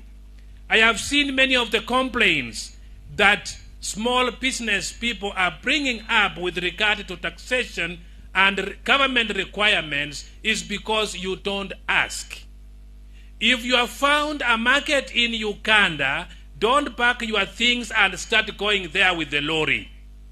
The first thing is find out from the revenue authority in that particular country, find out from the Ministry of Trade in that particular country, ask them, what are the requirements? These are local goods produced in East Africa, yes, but over and above what is required. The presenters have told you VAT will be paid. Excise duty may be paid depending on what you are going to sell. And if you did not calculate that and add it on your price, you will be sending those things to the other country underpriced. And then you lose.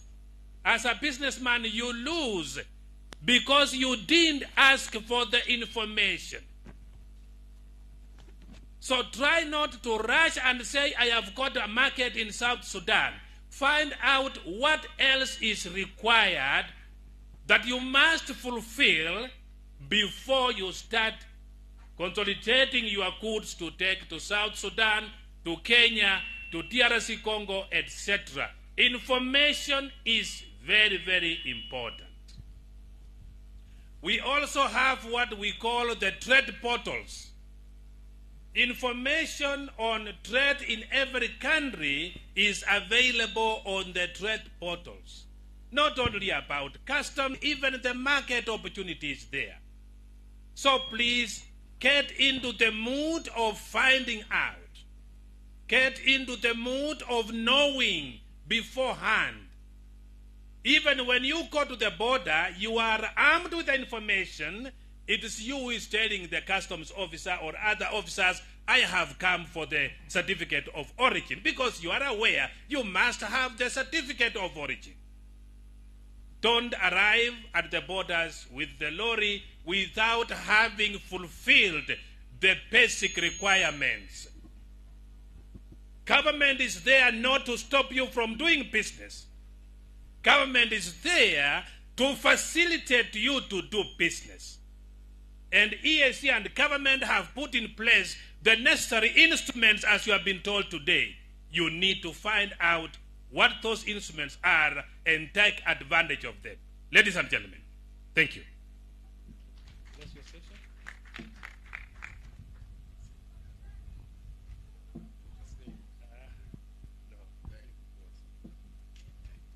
Do you have more questions? Kuna mtu ambao ana maswali, anyaine chibuzo.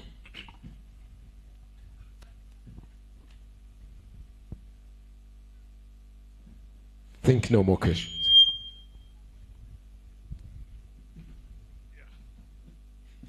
Yeah, thank you so much, Mr. MC.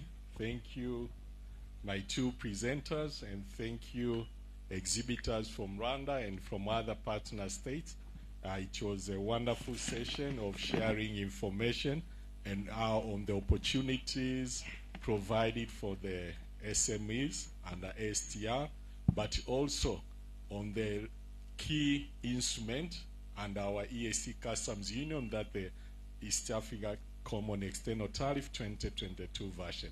As you have stated, in case you have any other questions, Madam Vivian is here, you can address her, but you also EAC Customs team is there on our tent, so you are warmly welcome, so that we can share with you any information that you'll need.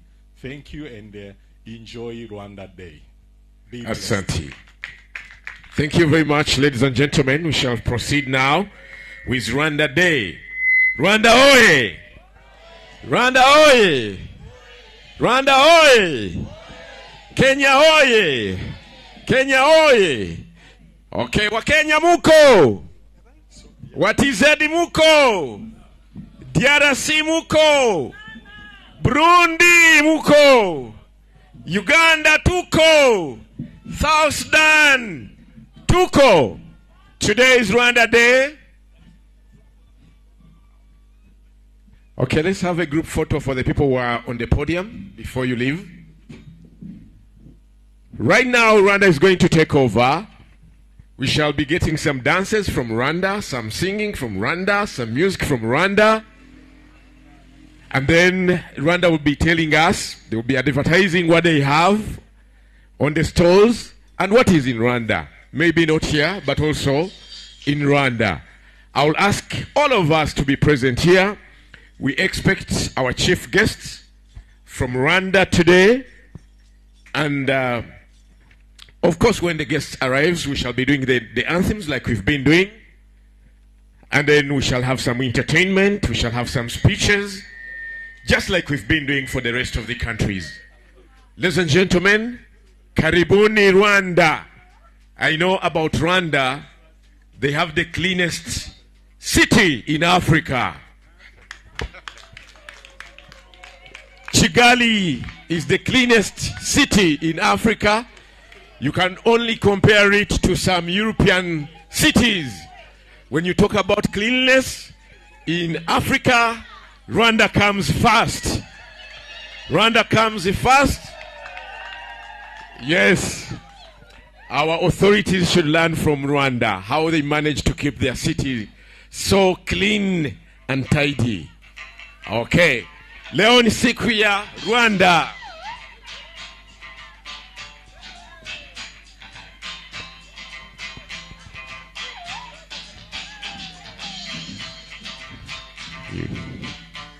Kabisa.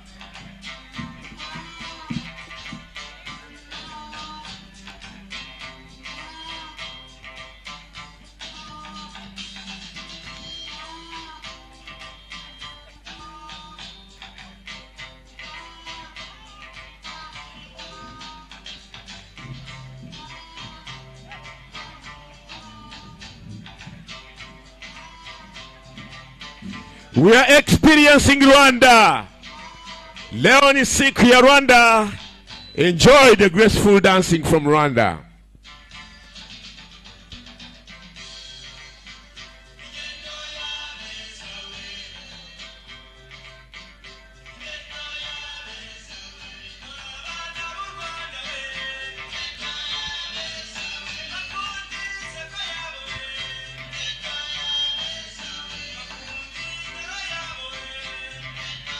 Feel free to dance. Tucheze pamoja. Na tutembee mastori zetu.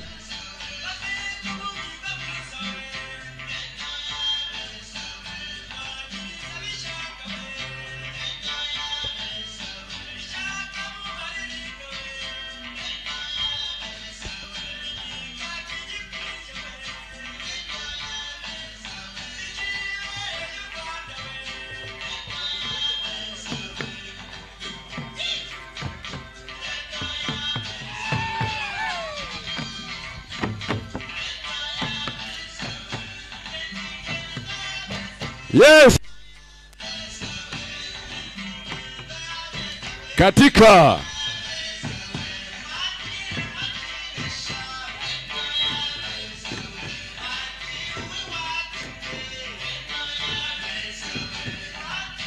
Very graceful, these people.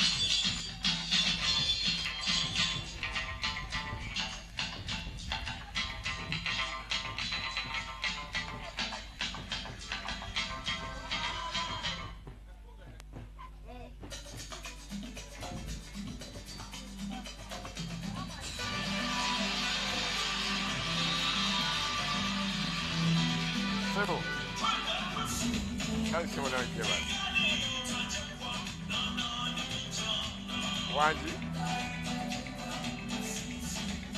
bangambye accident yafuna accident enaku bbiri emabega simanyiwo exactly sinanfuna details naye nga bangambye nkubidde mwannyina naye mwannyina ng'akaaba bukaabi naye ngambye accident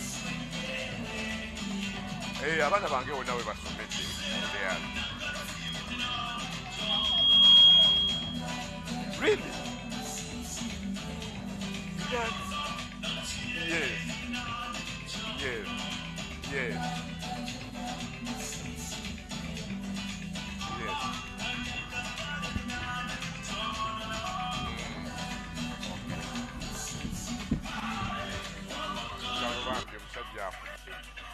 Abadde akoze amasomero gonna bangambye adde atandise n'amasomero amalala e South Africa nye munaye ebyokufa tebibaamu ssente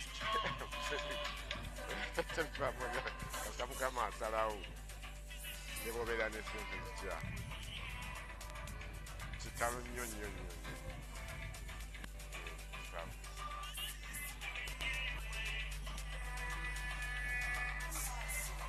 mbadde manyi kakao oli otya ssebo tokyafumba bufumbi kale kale yapitawo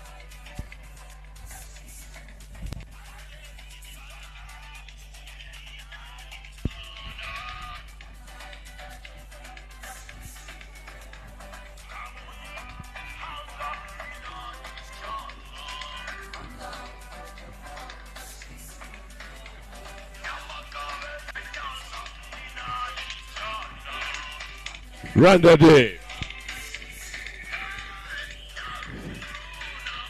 Leo ni Rwanda. Muraho. Visit Rwanda, Kigali.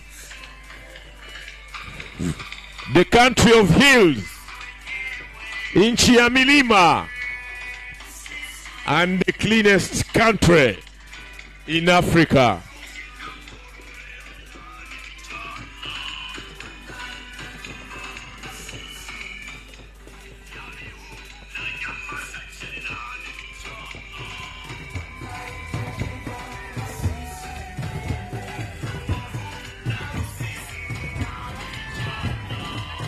There we go, Rwanda.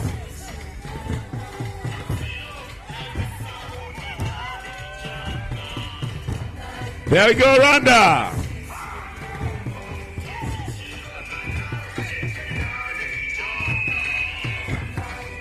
So beautiful, Rwanda.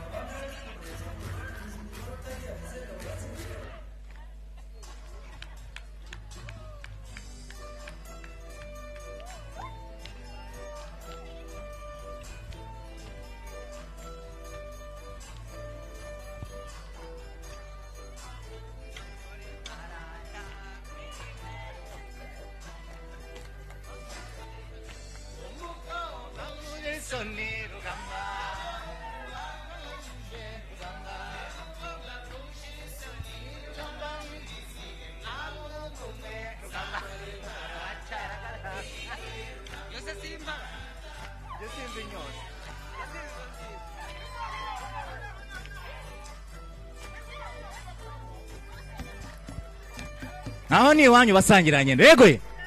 Naho bana b'u Rwanda.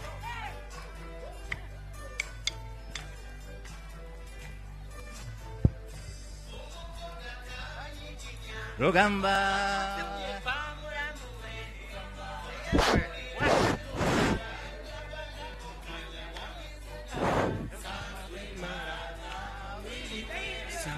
Marata. Ikibazo abantu bagomba kuza kudufasha.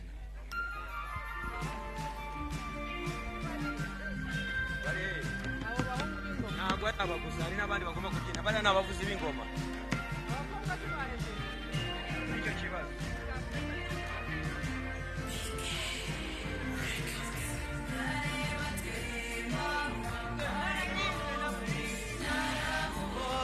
Agoro yichi tachebutsa ndegendo icyo kibi cyaramubimbuye mu burara kikamurangiza mu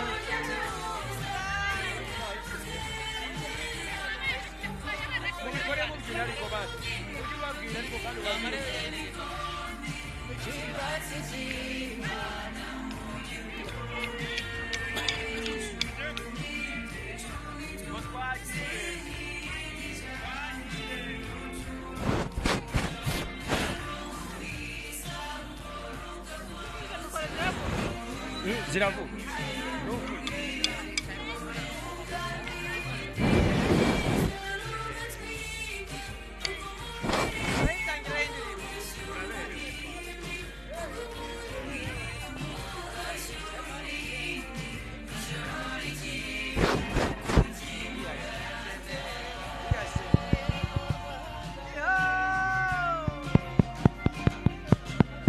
Hello.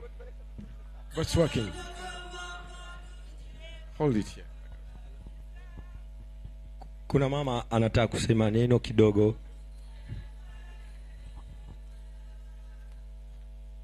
Rwanda oye! Rwanda oye! East African Exhibition oye! Yeah, my name is Dr. Harriet from Tanzania. Text short video. I'm from Tanzania. My name is Dr. Harriet. I just to say hi for Rwanda's. Rwanda, oye! But I want to introduce you the print batik. I saw you look so nice, but this time we are sensitizing to wear product from Tanzania, from Rwanda, from Congo, from East Africa. Is it? Yeah, so I'm just introducing the print batik you can wear for your style, for your culture, but material from Tanzania, from Burundi, from Uganda. So you're welcome, Tanzania. So we have more batiki there to the booth. You are most welcome. We can keep a contact, and I will send this material to Rwanda, and you look like me. Rwanda, oh yeah!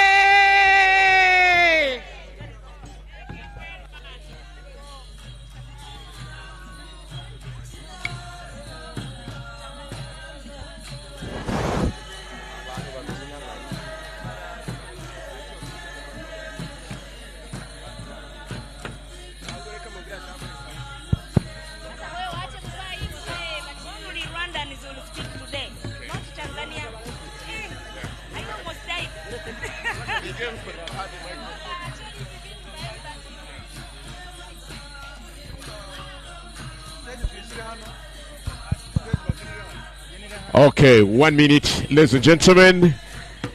Today is Rwanda Day. Leo ni siku ya Wanyarwanda. Na tunataka kupata matangazo ya products kutoka Rwanda. We want to know what do we have in Rwanda. What do we sell in Rwanda? Okay? Yes. Okay, 1 minute. 1 minute. Ngojea kidogo. We want to sell Rwanda.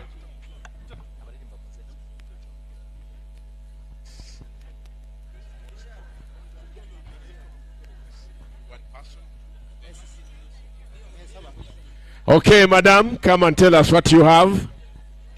From Rwanda, wanatuambia Haya, asante sana. Mi majina yangu naitwa Rugangula Alphonsine from Rwanda. Nashukuru kwa leo sana kwa Rwanda Day. Rwanda oye! Rwanda oye!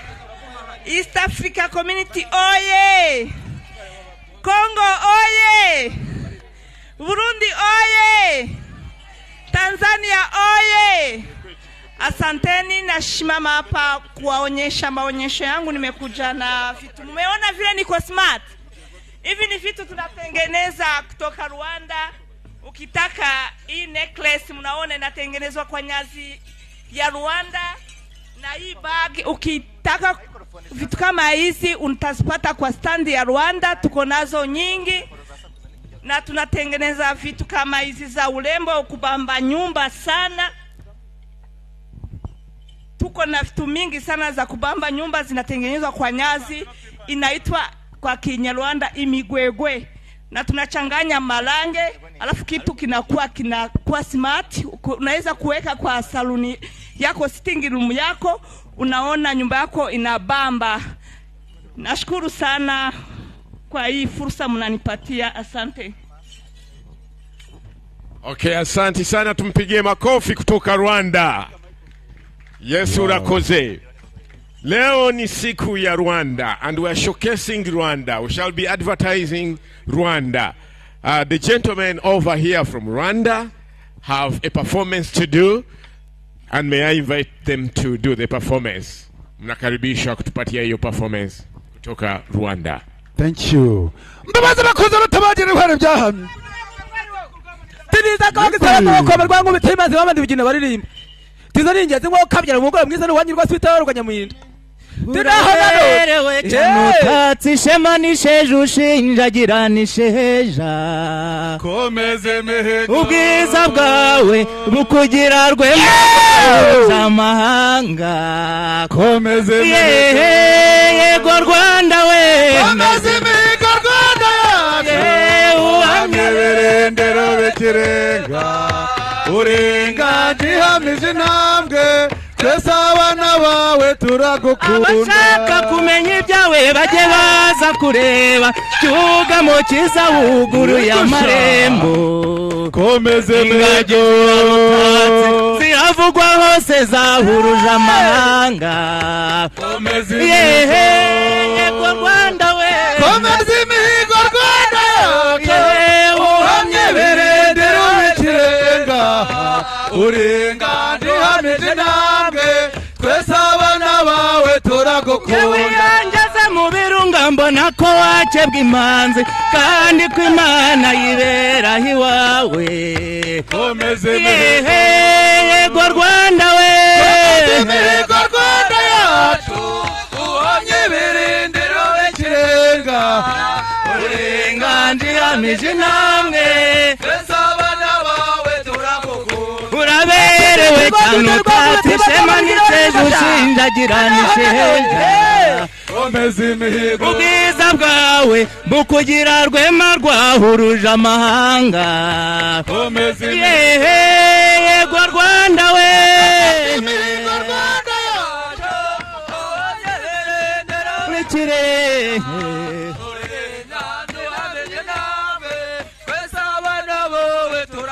abashaka kumenya ibyawe bajye baza kureba cyugamo kiza wuguruye amarembo ingagi zirarutatse ziravugwa hose zahuruje amahanga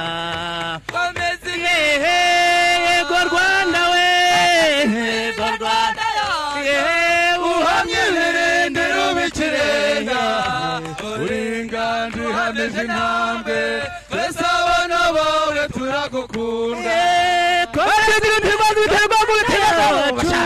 uhamye berendero w'ikirenga urenga ndihamije intambwe twese abana bawe turagukunda.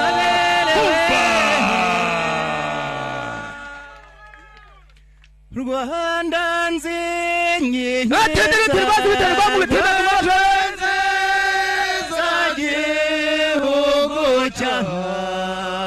cyacu imena muri Afurika ubwa mbere nkikubona nageze nguri paradizo imwe y'Imana bavuga Rwanda Rwanda gihugu cyacu imena muri Afurika nyagutaramirwa n'ingoma ndavuga uwakwiremeye yagutatse nyamuraza Rwanda nziza gihugu cyacu uremera muri Afurika aho ni wanyu basangiranye atediro tirwangu betemaza abaruginde baririmba cyane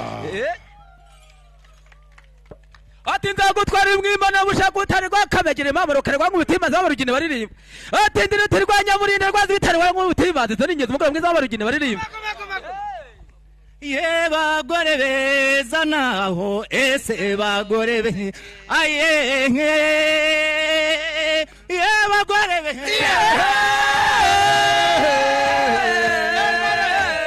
ye bagore beza naho ye bagore be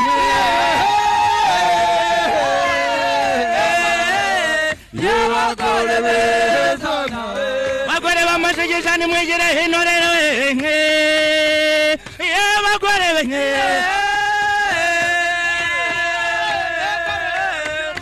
bagore beza nawe iyo twiriwe ntihabirunga abana b'u Rwanda rero ye bagore be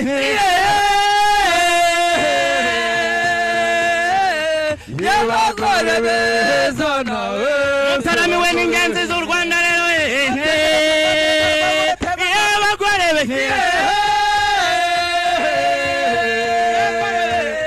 ye bagore beza nawe naye giseke na nyagisenyi rero ye bagore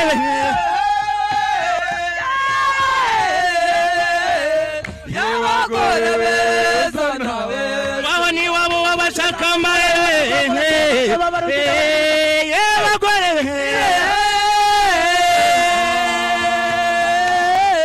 ye bagore beza nawe ye bagore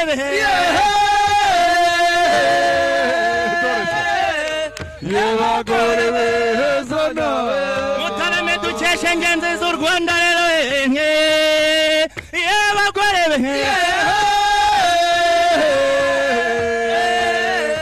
ye bagore beza nawe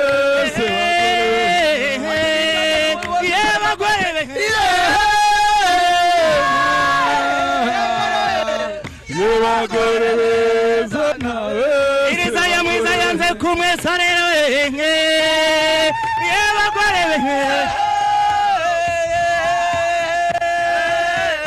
ye bagore beza nawe ye bagore ye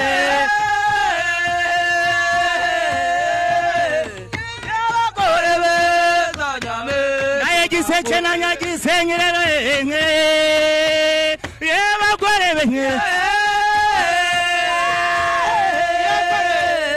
ye bagore beza nawe usingeze intwara abandi ziwabarere ye bagore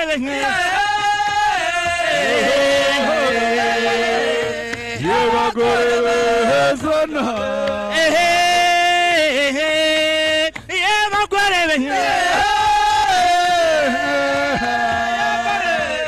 ye bagore beza nawe iyo twiriwe ntiyabirungu rero ye bagore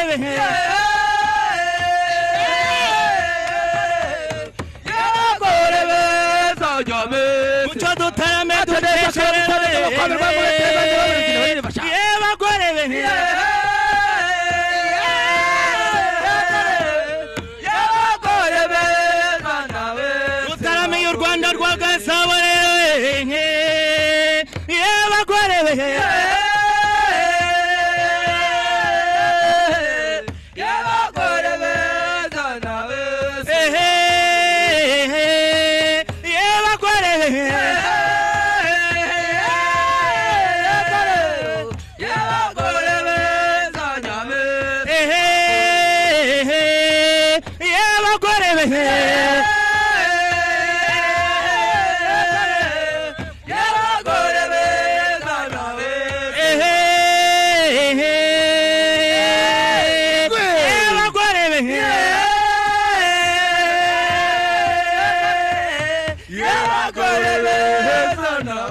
usengeze intwara abanzizi wabarere y'abagore be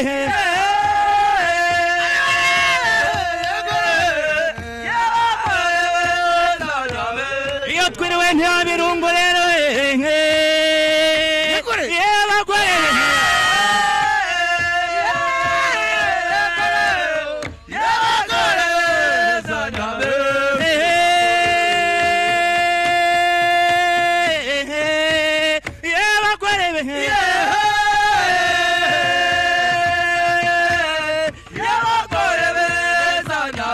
dutarame dukesherere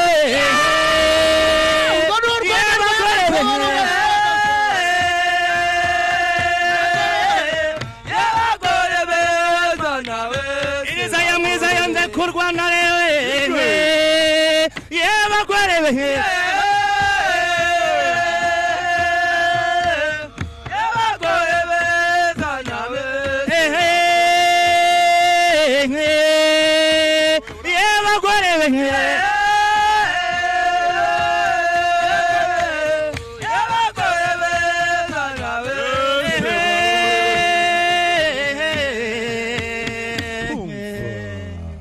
aho ni wanyu base. Thank you. Murakoze cyane.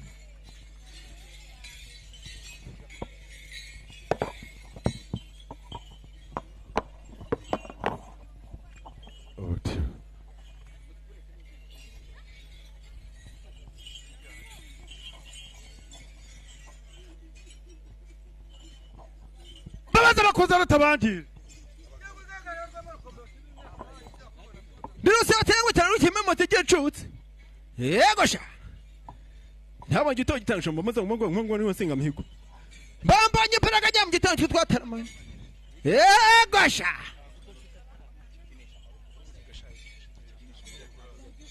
Teniza kabaga sana za bakoberwa ngo bitemaze babarugina baririmba. Tiza gutwara imwimana mushaka utari kwakamegera mamaro kerwa ngo bitemaze mamaro rwasubite barwo nyamurenda.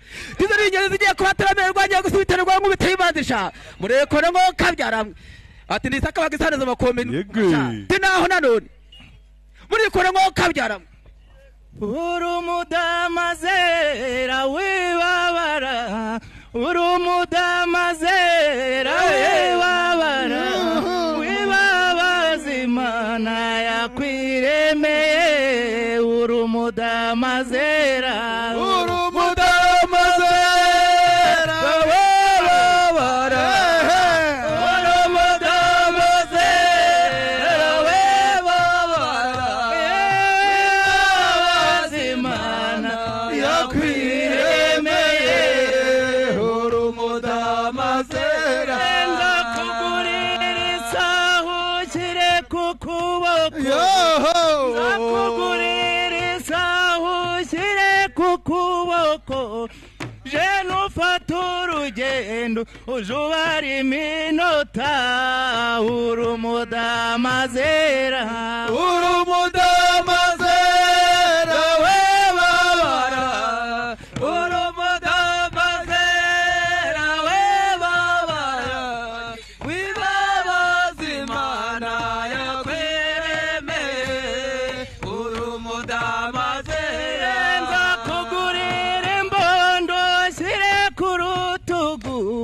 nzakugurira imbundu ushyire ku rutugu aduhinda gutera uzamumena umutwe umutwe urumudamazera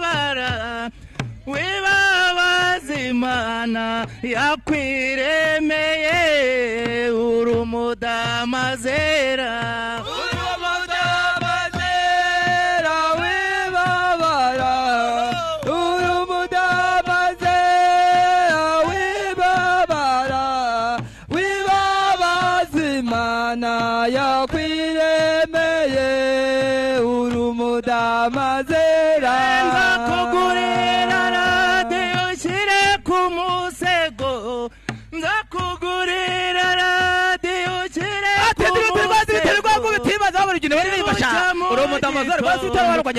wumva amakuru urumudamazera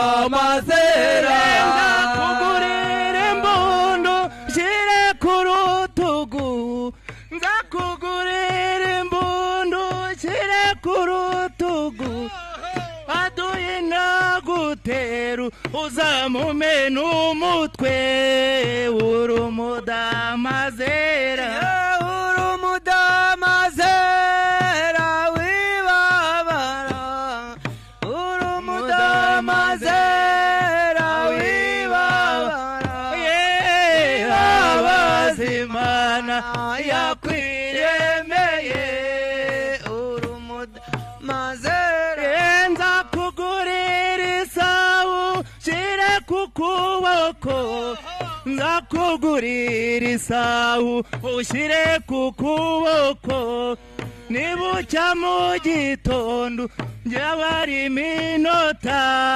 urumudamazera urumudamazera wibabara urumudamazera wibabara wibabazimana yakwiremeye urumudamazera nzakugurira radiyo ushyire ku musego nzakugurira radiyo ushyire ku musego nibucya mu gitondo ujye wumva amakuru urumudamazera urumudamazera wibabara urumudamazera wibabara wibabazimana yakwiremeye urumudamazera nzakugurira isahu ushyire ku kuboko nzakugurira isahu ushyire ku kuboko nibucya mu gitondo hari iminota urumudamazera urumudamazera wibabara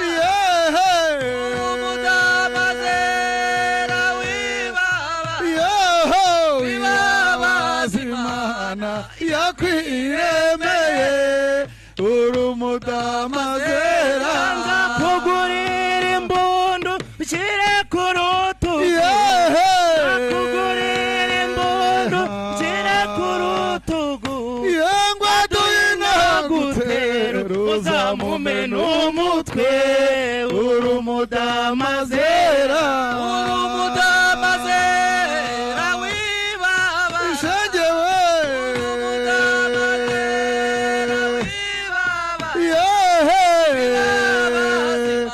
nayakwiremeye urumudamazera urumudamazera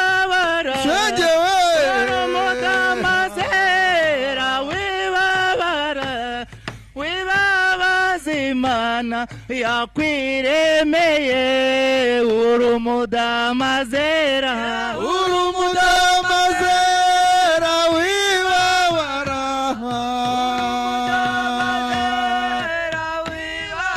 ishajewe z'Imana yakwiremeye urumudamazera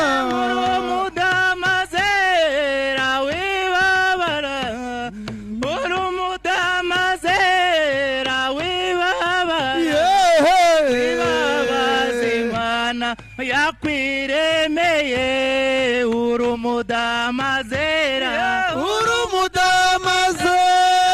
wibabara urumudamazera wibabaza Imana yakwiremeye urumudamazera kugurira imbundu ushyire ku rutugu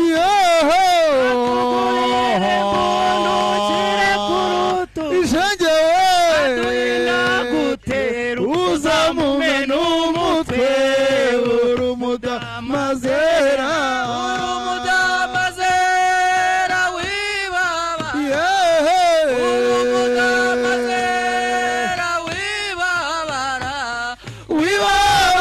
Imana yakwiremeye urumudamazera.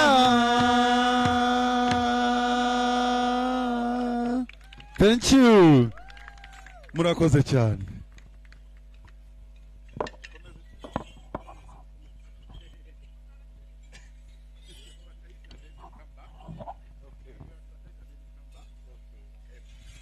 Ladies and gentlemen, makofi kwa Wanyarwanda.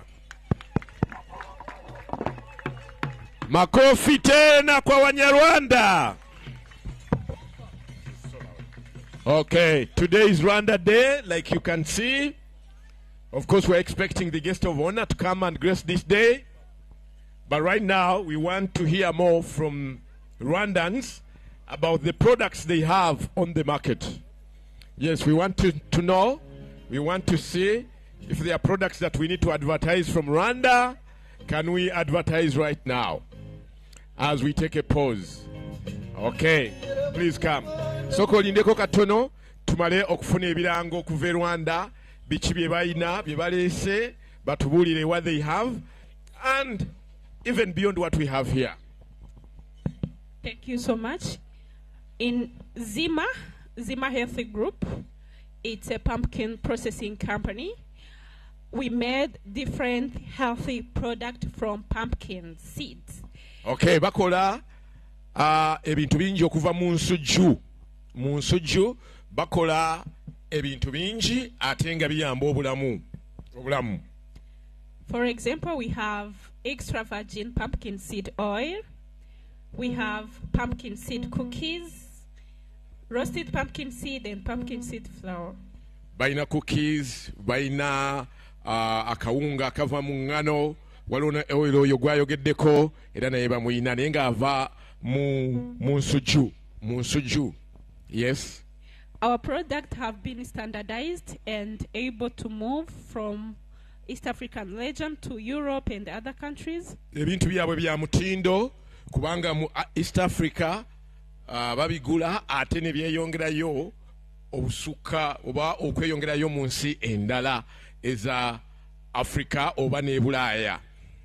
And are not only sold into supermarket but also in some of the pharmacies because they act as a medicine. Okay, tebatunda bintu bino byokka mu supermarkets nyate era babitunda ne mu pharmacy oba mu maduuka agatunda eddagala kubanga kyenkana products zaabwe eddagala.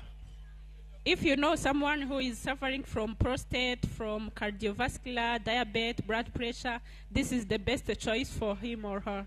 Okay, kati mwe abayina bi pressure, abayina sukali, abayina prostate, abami mmanyi bw'osuka emyaka ana otandika okutawanyizibwa prostate, kakati agamba nti products zaabwe ze zijja okuyamba ku prostate.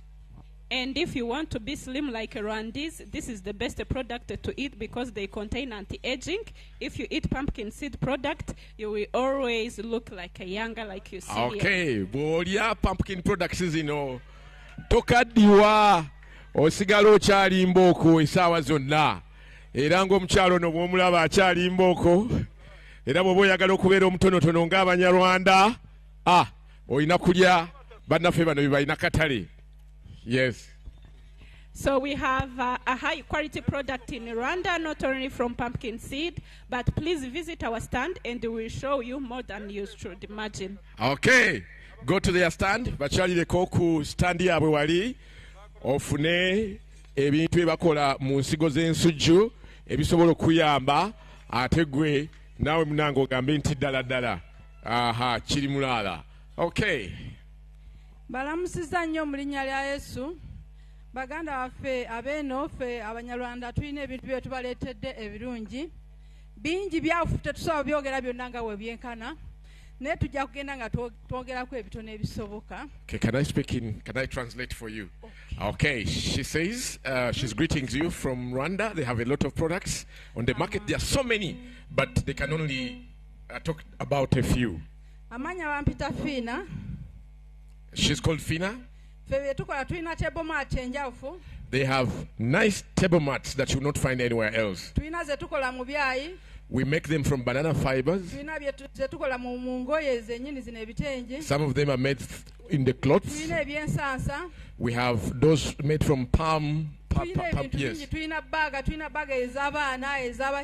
They have all types of bags for children, for women. Please go to the stands of the Rwandese. You find all those products there. They are very happy. She says thank you. And they are very happy of this Rwanda Day.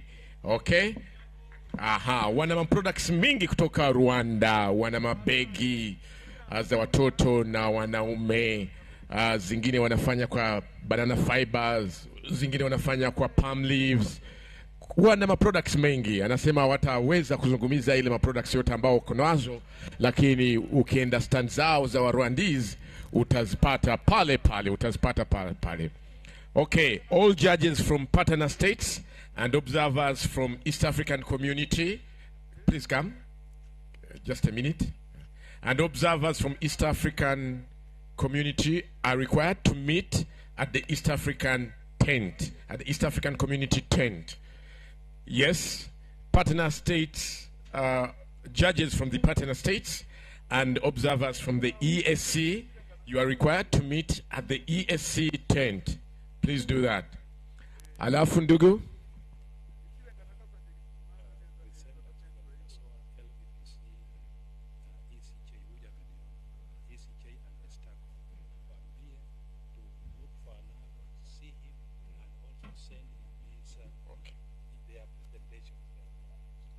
All right, presenters from CASO, LVBC, CASOA, LVBC, ESCJ, Estaco, please come and see Mr. Analo. Please come and see Mr. Analo and please send him your presentations because you've not done so. Asante. Okay, bado tuna products. Tuna vitu vya kuuza. Mambo vipi wenye Tanzania? Wenye DRC muko poa? So I'm by names of Ahmed Nur Ode from Kigali, Rwanda. I'm here to present the traditional or the products which is made in Rwanda. This one that I hold in my hands is called agaseche. I know all the neighboring countries know agaseche. It's used in decoration purpose first, and it's used for gift. When you going to visit your neighbor, you can give him his or her the basket. Nasema kwenye Kiswahili hii inaitwa agaseche, inatumiwa kwenye decoration ya Kinyarwanda. Alafu tuna products nyingi ambazo zinatoka kwenye Rwanda. hatuweza hata kuzisema zote tuzimalize, ndo tunataka mkaribie Rwanda, muangalie vitu vizuri kwenye Rwanda. Tunawapenda sana, asanti. Halafu ile ambao wanaweka ugali wanaita namna gani? Kama hivyo. Hiyo umesema ni ya decoration? Yeah, ina decoration na gifting. Lakini ile ambao wanaweka ugali. Ile ambao wanaweka ugali inaitwa plateau. Plateau. Yeah. Alafu na hii unaweza hata kuweka kama sorghum, millet and etc. Okay. Kati basebo ne banyabo bayina wano akabo ke bayita agaseche ke kabo kosobola okutimba mu njuyo osobola okakwera mu muno ebirabo ate n'ebintu ebirala bingi. Okay. Kale nange mbalamusiza nnyo nze amanya nze Olivier Manzi kutoka Kigali. I'm standing here for 11 basket correction also. Tukola ebibo ebyenjawulo. Si decoration yoka anti osobola n'ogikozesa. Okay. Nga si ku decorating kyokka. Waliwo ebirala nga ebyenjawulo, waliwo baskets nga bwakugambye nti agaseche nabo olina ebintu by'osobola okuteekamu, osobola obiteekamu nga tebikola ki, nga tebyonoonese. Waliwo different kind of baskets like the wall hangings. We have flat, ball, the oval size or shape. We have also the Christmas ornaments for decorations. We have also the flower vases, and also that kind of flower vase you can use it also by as like when you can put something like the spoons in a kitchen. And also we have the bread baskets. Tuinayo obubo obulala nga bwogambye nti buli we mwagala ennyo nga bwe muteekamu akalo. Akalo, yes. Yes, we have all of them. Mbakubiriza mwenna mujje mukungane ku tenti zaffe ziri ez'Abanyarwanda mulabe bye tulina. Okay. Beyanza nnyo teyanzege. Asante sana. Okay. So many baskets from Rwanda, a variety of them for decoration, for all kinds of uses that you might need. Rwanda, you will find all these baskets. It talks about bread baskets. It talks about so many baskets. They have them at their stands. Even for Christmas decoration, you might find them. You need to find them there. Asante sana. Basebo ne banyabo oyo muwulidde bulungi ayogedde Oluganda. Abanyarwanda bangi abamanyi Oluganda, abawangalidde wano mu Uganda, Abanyarwanda n'Abaganda ne bana Uganda. Bamaze banganga bawuliziganya bulungi nnyo. Yes, what do you have, sir? East African, oye. Oye. My name is Olivier. I have a company which is called Isubyo House of Art. I am also an artist. I invite all people to visit the stand of Rwanda. We have a good style of art. If you visit the stands of Rwanda, you will see many different art style. Many people here have handicrafts, but you see this decoration. There's a different art. Here we have the paint style. When you want to get the paint style from Rwanda, you can come to our stand. You can give also an order. When we reach at our home, we can send to you after, no problem. We have this style which is called the string art. You will come to see the unique stuff from Rwanda. There's another ornamental, this one. You can use it as decoration, but also it is for protection of your home. Okay. I think there's no one who can joke with you if you have this ornamental on your house. There's another style which is called the pyrography style. I think it's very unique in East Africa. There's no way you can get it, which is called the pyrography. It's a wood technology. When you visit the stand of Rwanda, you will see the wooden stuff, the wooden product. It's like a wood technology. You will see the portrait. Did you ever seen the pyrography? The protect for? Pyrography style. No, I've never. I can burn your picture on wood. Oh, it will resist for a long time. If you can clean with water, okay, there's no problem. Okay. I invite all people to come to see the picture. Asante. Okay. Ono mwami musizi wa bifaananyi era ine bifaananyi ebirungi ebiraga kumpi buli kintu kyonna. Ebimu biri kumbaawo, ebimu ku bintu bino babikola craft okugeza nga amafumu gano golaba osobola gakozesa ng'ekyo kutimba munju ne ate n'ekintu ekisobola okukuuma kyabadde agambye ebifaananyi bingi nnyo byolaba wano byasobola okukolera singa ogenda wali ku story ye buli kintu kijja kubeerera ddala marembe. Do we have more adverts from Rwanda? Yes.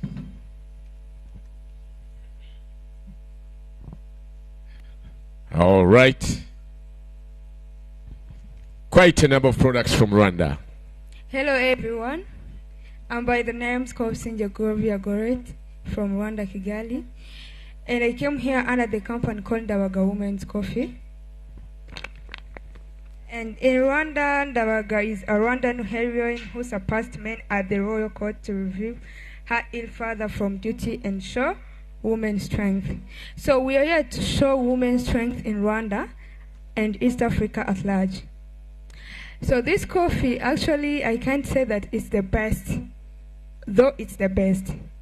And it's the best in different ways, like it has got the best flavor. It's grown in Nyamasheke district, nearby Lake Kivu. And most of the people who know like coffee informations, they can testify that coffee grown near water bodies has got the best taste and flavor. So we as Ndabaga, more on having the best flavor and like being the best, we decided to give like 20% on the net profit we get on each package we sell, so that we can encourage women, like give them courage of everything they do. Because you know that in many like coffee companies, productions, women do participate a lot. But since they can't afford to reach like here, you find that their story ends in growing. They don't know whether coffee is changing, whether coffee is being liked, or whether coffee is being loved at market. Yet we, the final sellers or distributors, we know that people love coffee. They like it a lot. And it's changing, their prices are changing each day. So to appreciate what they do, or give them like respect of what they do, to encourage them, keep growing coffee, because what you're growing is being liked on market. We decided to give them the 20% on the net profit we get. So come and take Ndabaga Women's Coffee, or even though you don't take it, just come and taste the flavor. I know you will love to go with one. Yes? Sure. Okay. We are at Rwandan tent. Immediately you step at Rwandan tent. We are at the front. It's packed in black package, as you can see, and the unique package ever. So come one, come all. Let's take Ndabaga home. Okay. Thank you. Basibone banyabo omukyalo no bakola kawa gwagamba nti yasinga akawowo kawa gweba emwanyi bazirima kumpi n'ennyanja gye bayita Kivu, era nga tutegeezezza nti kawa asinga okuba n'akawowo akalungi bamulima oba emwanyi bazirima okumpi n'amazzi. Ate tebakoma awo, bayamba abakyala abalima emwanyi, babaddiza ebitundu 2 ku buli 100 ku magoba ge bakola. Kale n'olw'ensonga eyo tubawagire abakyala basobole okugenda mu maaso. Wakona kawa nzuri sana, anasema iko na ziti arufuni, I don't know how do you say, no, the aroma, it has the best aroma you can imagine kwa Kiswahili. Nao wanasaidia wanawake ambao wanalima mwani ama coffee, wanarudisha 20% kwa profits ambao wanapata. Kunini kushitusha wanawake. They are doing that for the women so that the women can come up. Thank you very much. Please enjoy their coffee. Na huyu mjamaa iko hapa atatuelezea anauza nini. Asante sana. Nafurahi kwa sasa kufika hapa, yani kwa kutangaza vitu vyote ambao tunatengeneza. Jina langu ni Andrew Muhile. Nina kampani ya Muhandru Design.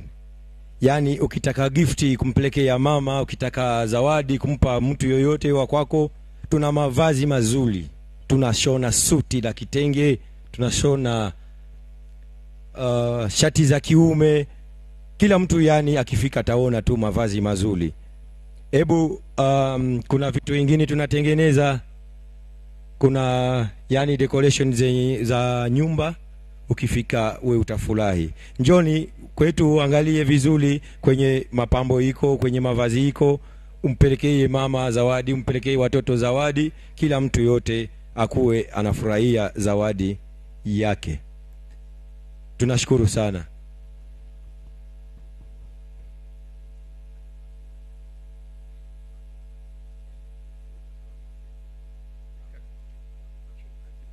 Sawa, asante sana, tunafurahi. Okay, thank you. He's a tailor and they make a number of good clothes, suits for both men and women, good designs for children. And since it is about Christmas, you might need to buy some clothes for your family, and please visit their stand so that they can you can buy something for your family over Christmas. Hello Rwanda. Rwanda, oye! Oye, Rwanda! We are from Rwanda. I'm called Perth, CEO of a company called Credible Designs. We are making clothes for different causes. We have shirts, nice shirts, and jackets. Also, we knitting. We have we make the school uniforms, different school uniforms, security uniforms, corporate, all the uniform I can make it. So come the second tent, I am there. Thank you.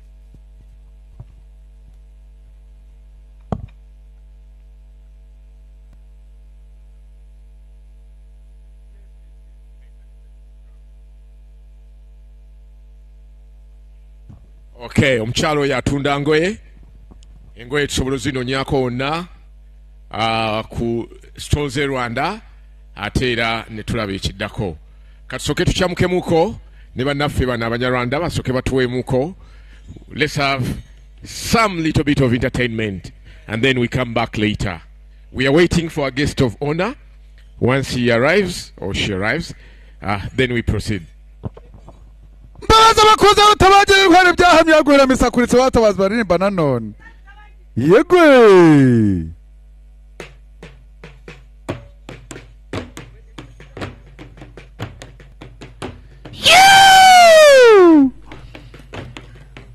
Gotabukaraza babaza bakoze utabagire. Yegwe.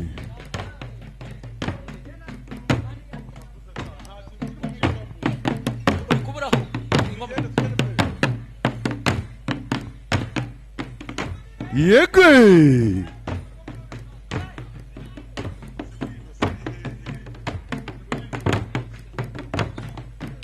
Irasani bakoze utabagire intwari byahamye.